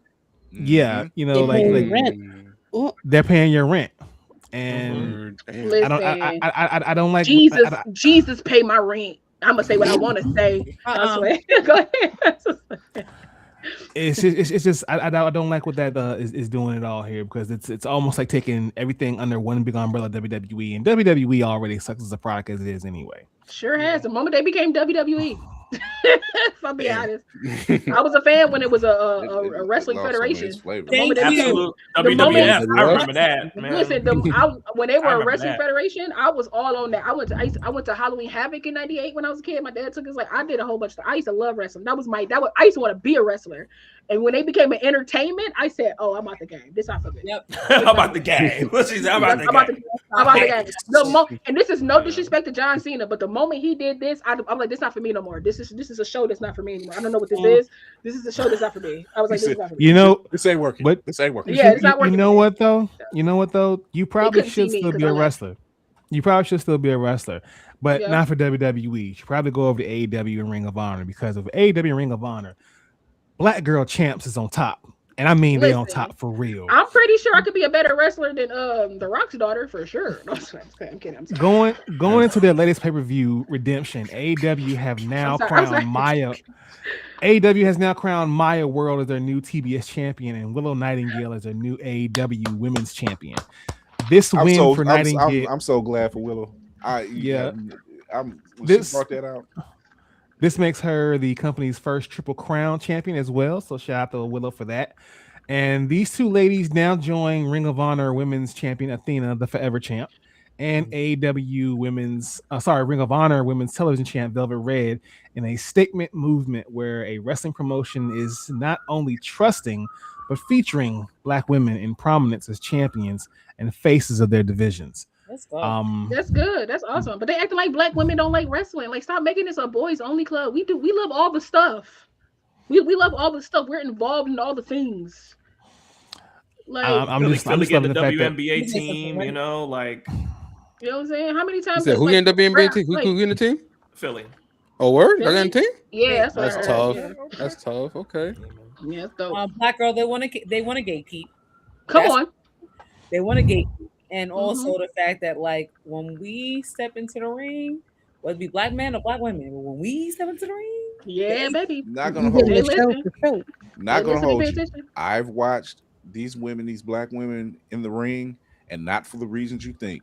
They are performing. I'm like, their matches are hella times better than the men's. Show womanship, you know what I mean? Just as much as my wife told me I am not allowed to meet Willow Nightingale, that woman is insanely good, and she hasn't been wrestling that long, and she's insanely good. Yeah. And Athena, I mean, shit, she eclipsed Roman Reigns' reign. Yeah. Listen. And still change. Don't get in trouble now. Listen, they've been studying. They've been training their butt off, man. They've been working hard for this. Like, I don't say anything on the pod I wouldn't say in front of my wife, but listen. Come on. She knows that I'm not allowed to meet Willow Nightingale. I'm not allowed to meet that woman. But these four women, you ain't gonna do nothing but crumble and take a picture. Stop. and then go talk to your wife about how excited you were about it. Like, let's stop playing these games. Like, let's just saying. I wouldn't do that for just Willow. Just like that. Literally, come on, just like that. He would be able to get a W out to save his life. You understand me? Oh my God! What did you say, Lainey? I will not freeze. This gonna go home and curl up in the corner like a deer in headlights. There you go. Okay. Look, that nervous laugh. That's season 2, episode 4. Like, he's you got me. You got me. Yo, this was actually next episode saying, so starting off the show, Nix won't be here tonight. on a slight case of death. He actually met Willow. And he can't speak now because his wife has removed his lips. No, what did Wanda say? What mouth? Black hole. What mouth? Yes. Another cold one. That's another cold one. That's another what mouth? Yeah. Matter of fact, when she was talking about how what's the name will have a wife so that his kids could grow up with one parent, something like that. That's another one. She was like, do they have a mother? And then he was like, yes. He was like, oh. Well, they won't be alone, like when you die or something like that. I was like, oh! I said, Wanda! Or when she was like, listen, or when she was like, this is me being reasonable. I said, ooh, she gave me chills on that one. I said, she about to kill y'all. She about to kill y'all. It's over. Just that was me being reasonable. Excuse me. That was me. There you go. That was me being reasonable. I feel like I want to watch that. At this point, you're just like, not gonna argue. All right. Yeah. So let's just go ahead. Let's just go ahead and call it now. All y'all, write down 10. we come back next week and do this again because we gotta do that whole I'm down. coldest Marvel lines. We gotta do it again. I'm down. Last piece of news here: Austin Creed and Kofi, as y'all know, as the New Day, took to social media yesterday actually to post an animated video done by the talented Jonathan Davenport titled Daybreak. The video depicts Kofi and Creed as unicorns in a circus attempting to break out of their chains. Once they finally do, they run past the ringleader, clearly Triple H, and make a break for the exit. During the escape, though, they pass by a unicorn with a broken horn symbolizing Big E, who gives the duo an approving nod before they nod back and break out the circus. The video ends with Kofi and Creed walking toward the sunset in their true form with the unicorn horns lying on the ground behind them. Man, and yes, for the Crew Podcast, that video was fire. That's cool. Such good stuff. When you was explaining that, like, because I'm not in the wrestling world like that, but when you was explaining that, I was like, that sounds like they're running from a plantation. Like, it's something they was running from Master. And yeah, the plantation called TKO. Yeah, I was like, it sounded like they was running from a plantation, and they ran past their master. Then they found some good people. They found Harriet, and they was like, "Come on this way." You know, the unicorn was Harriet. Something. Okay. Yeah, but that heartbreaking part when they look back at the unicorn symbolizing E, just kind of look back and like gave him the nod. I was like, because E got injured. Did you cry a little bit? And he got injured a little bit. You know, just a little bit. But it always hurts when like a favorite wrestler gets hurt. It always hurts, or like they die or something like that. It always hurts. Yeah, because he got dropped on his head about 2-3 years ago and had to retire, man. Yeah. Oh, when you said that, I thought you were trying to be playful. No. No, the weight lady kind of chuckled a little bit. I wasn't sure. It was I'm like, wait, someone got dropped in the head. He's like, no, he was serious. That would probably be the second time. Well, third if you count Owen. But yeah. That would be like the third time I've seen a wrestler like, that was wild. Somebody fall and hurt their neck because one of the Villanova 5 that happened over at not TNT, WCW. It was the Villanova 5, and you never knew which. It was. You never knew which wrestler it was. It was rumored that it was 5 Luchador brothers, but you never knew which one it was. So they just called it the Villanova 5. And he was doing his match, fell on his head, and still to this day don't know which brother it was, but hurt his neck and like it paused the show for a little while. So when I seen that happen to E, and I'm like, oh damn, yeah, because E took a belly to belly from Rich Holland, because I'll never forget his fucking name. Rich Holland did a belly to belly on the outside, and E just landed on his neck, and it was some of the most disgusting shit you ever seen, man. It was so disgusting. Dang, that's messed up though. That's messed up though, because I feel bad because it's like you train your whole life to be on that stage. You train a nice chunk of your life to be on that stage, depending on when you start, just to get like, and like that's why when people used to get on my nerves and be like, it's fake. It's like, okay, it is choreographed, but people can still get hurt. And do. These are real chairs. These are real barbed wires. These are real like slams. Tacks like, and like these are tacks and stuff like that. Like these are real tables that they're getting slammed through. Like it's literally just people. It's just literally stunt people putting on like underwear and spandex and giving you a story. Like they could get hurt. When I hear people say that, the first thing I point to is Undertaker and Mankind. I said, you can't fake that. Yeah. You cannot fake that. That is when Undertaker himself said, "You crazy son of a bitch, you sure you want to do this?" And Mick is like, that's why like it's a walk in the park. That's why I didn't get into it, because I was like, I think I'm a little too pretty for this. I don't think not mad. And I was like, no, because I was thinking about it like athletic wise, I used to be in swimming, I used to do baseball, basketball, I used to be in basketball camps for 3 years. Like I used to do a lot. Like my body is like I have like a thick, tough body when it's like really in shape. But so like I was really excited about that. I wanted to be a boxer at one point, and I was like, if somebody hits me, okay, Bo Jackson, I'm gonna get my training. Like I was like, this is not the life for me. This is not the life for me. None of this is the life for me. I was like, I'm gonna be an actor, and I'm gonna act like I do this stuff. You know what I mean? Right. You get to be all those things. I get to be all. The whole color of the rainbow, and maybe part of the rainbow. You know what I'm saying? Depending on what action scene it is, you know what I'm saying? Depending on what I'm doing. But I was like, when you see like cage matches, or when you No. People be falling from the top to the bottom. When you find out New Jack really is, he really is a fucking killer. Yeah. You're like, oh no, he's not acting. That dude's for real. No, like, like at the end of the day, I'm not gonna use my wrestling skills. I'm gonna pull a gun on you and shoot you. I don't have time for this. I don't have time for these things. You want to take this? I still remember people crazy. They want to take stuff off screen. They want to take stuff off screen because they so hype and they say, "No, I'm gonna shoot you."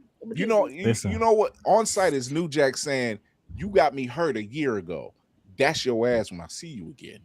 And when he seen him a year later, he says it. He's like, "I did my damnedest to throw his ass on the concrete." See, I'm not playing these games.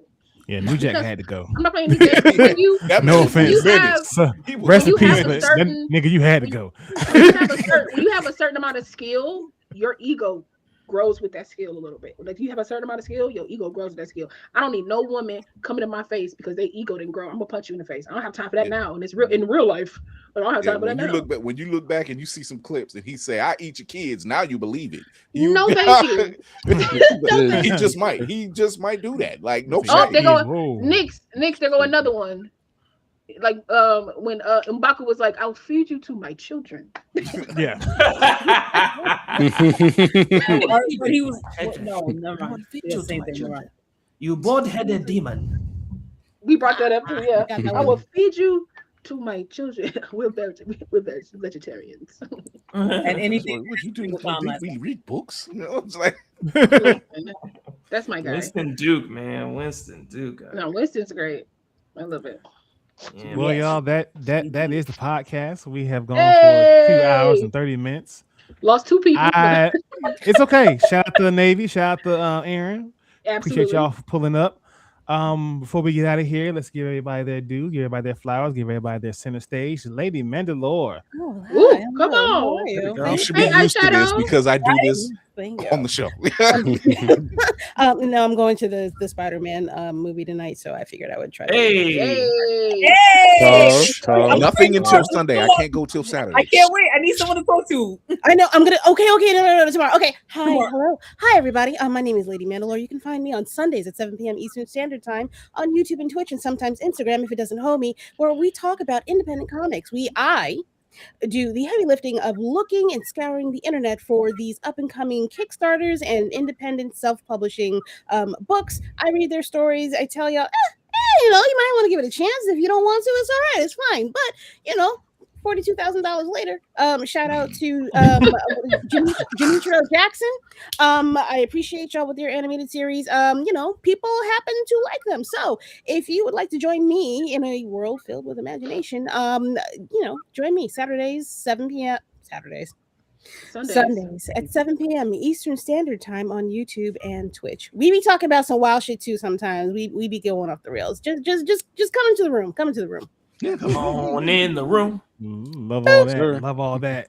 Awesome show, y'all. Please subscribe to her channel and watch that show. Frosty Phoenix. Okay, y'all. Ooh, put on the spot. Shout out to Geek, bringing us on. Thank you so much. Frosty Phoenix, along with my colleague Wavy God, we are part of a collective known as Phucaname. Yes, you can also say Phucaname. That's generally where our name comes from. Phucaname. 5 and 6. One of our members actually in the chat during this whole show talk about all things nerd blurred in the nerdverse. We cover movies, we cover anime, we cover video games. Of course, video games has been the big topic right now. So check out our latest episodes, and even our last episode, we talk Marvel Rivals with King Dizzle Games and Concrete Comics Lonzo Star.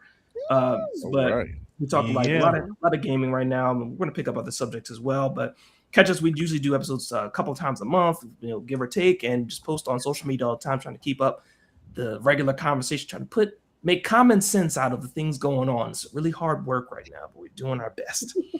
Catch us all across the web at Phucaname, Phucaname. That's us. All right. Let's toss over to your colleague, Wavy. Appreciate you being here, my boy. Emphasis on that E, though. You already know. Nah, but thank you to You Speak Geek for inviting us stuff. Like I said, no like I said before, I'm sorry I was late and everything, but you know. Oh no, you good. You good. You It was good. good conversation, but I you think your boy know. was later. You good? You know what I'm saying? But you already know it's your boy Wavy God of Phucaname. You already know what it is. Sneaker lover, anime watcher, video game player. Yeah, like I said, like Frosty said, follow Phuca Pod, subscribe to the podcast everywhere, Apple and Spotify podcast, where there's 5 stars everywhere. Subscribe to the YouTube channel and all that kind of stuff. We got mad clips coming out of the podcast we just recently dropped and everything. Got a video podcast coming soon with that. But yeah, just follow us everywhere, all across all aboard at Phucaname, like I Frosty you spelled it and everything like that. But you already know. You know, I like all these hobbies and stuff like that, comics, video games, all that kind of stuff. But they make you what? Makes me poor at the same time. Makes man. me ho. Broke. Laney, what's going on, girl? Tell me about. Tell me something. Hey, what's up, y'all? I am Lane from Geek by Heart. I am one of 2 people that run Geek by Heart. Me and my husband are Geek by Heart. So we talk about movies, we talk about reviews, we talk about trailers. We are streaming.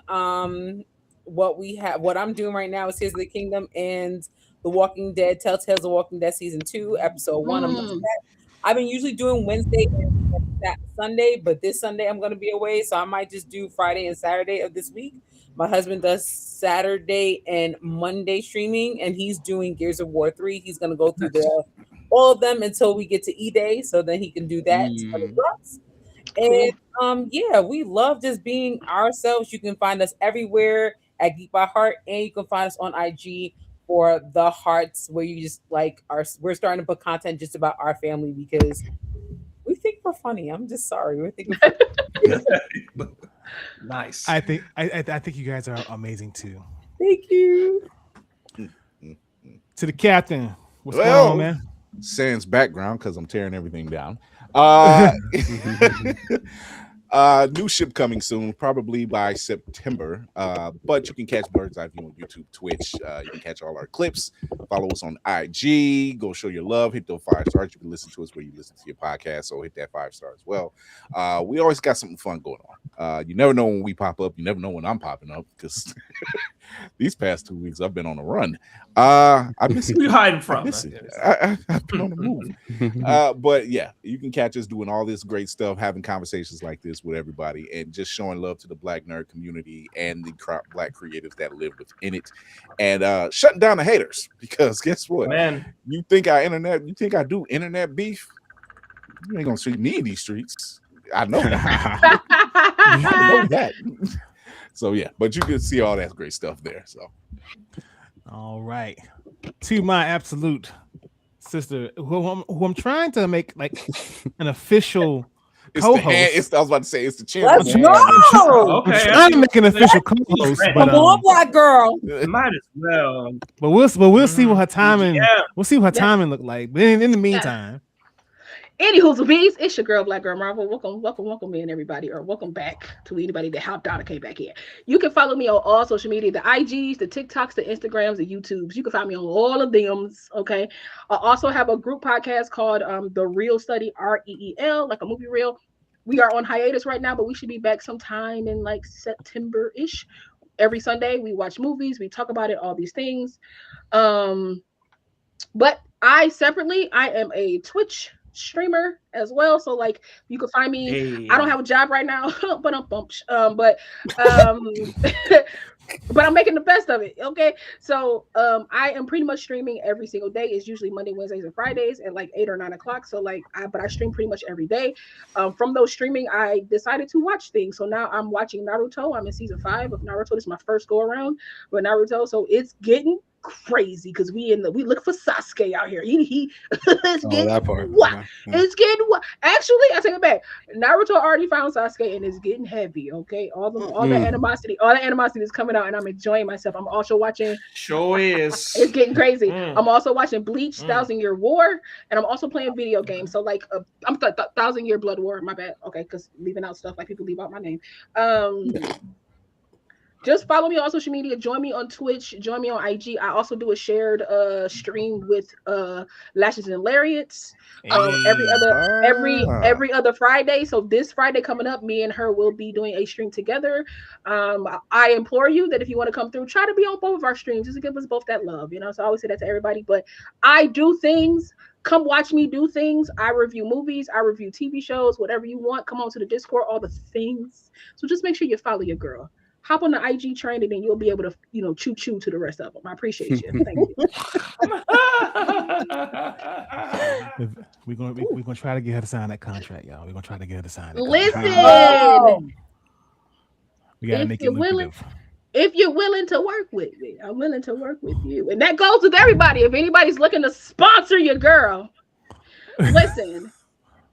Come on, somebody that came in with some Twitch pennies in there. What was that? I just heard somebody. I thought I followed you, so I was like, I don't think I followed you. So now I follow you. Oh, beautiful. Look at that building community. Look at that. Listen, we love it. Black people. No. And listen, to Lady Mandalore and La and Laney when y'all ready to link up for that podcast, just let me know, because I'm trying to be a subscriber first day. Because I know that's going to be a damn good time. I mean, if we could all get on time, and I love an all lady podcast. I owe them like 2 ladies. You said to get whooped in your show call. Let's go, ladies. Hey, Nix. There's nothing when I know I can take a break and just sit back and let them ride. I'm like, I'm just pressing buttons. Ladies. We can talk. I will say also, most of y'all have been watching y'all's content for a while. Y'all overdue to come through to the Squad podcast, okay? Listen, you know what? You got a damn point. I've been popping in and out of Phucaname for a while now. Like, I've been popping in and out. Like, I try to engage with y'all content as much as I can. Like, so I mean, it's about consistency. We got to be consistent to have the shit to have y'all on. I'm not trying to bring y'all in here and we ain't got no furniture. You know what I'm saying? Like, we trying to have furniture for people to sit down and some food. You know what I'm saying? I keep a seat in my car. You know what I'm saying? I keep a fold out chair in my car daily. I got a seat, my boy. Keep the beach chair and the sling ready for you feel me? I got a seat, my boy, and I keep a blanket. So whatever the temperature is, I'm ready for it. You know, I'm here. Note that, Wavy. That's a bet. All right, it's a bet. That's a bet. Yeah, and it's only right I come through and to show y'all some love. Since y'all came through and show your boys some love, I appreciate that for sure. Yeah. So that is the pod. On behalf of my co-host.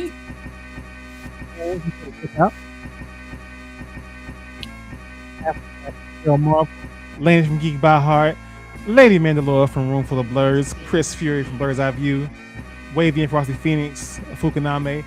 This has been DYSG. And we out. Bye. Peace.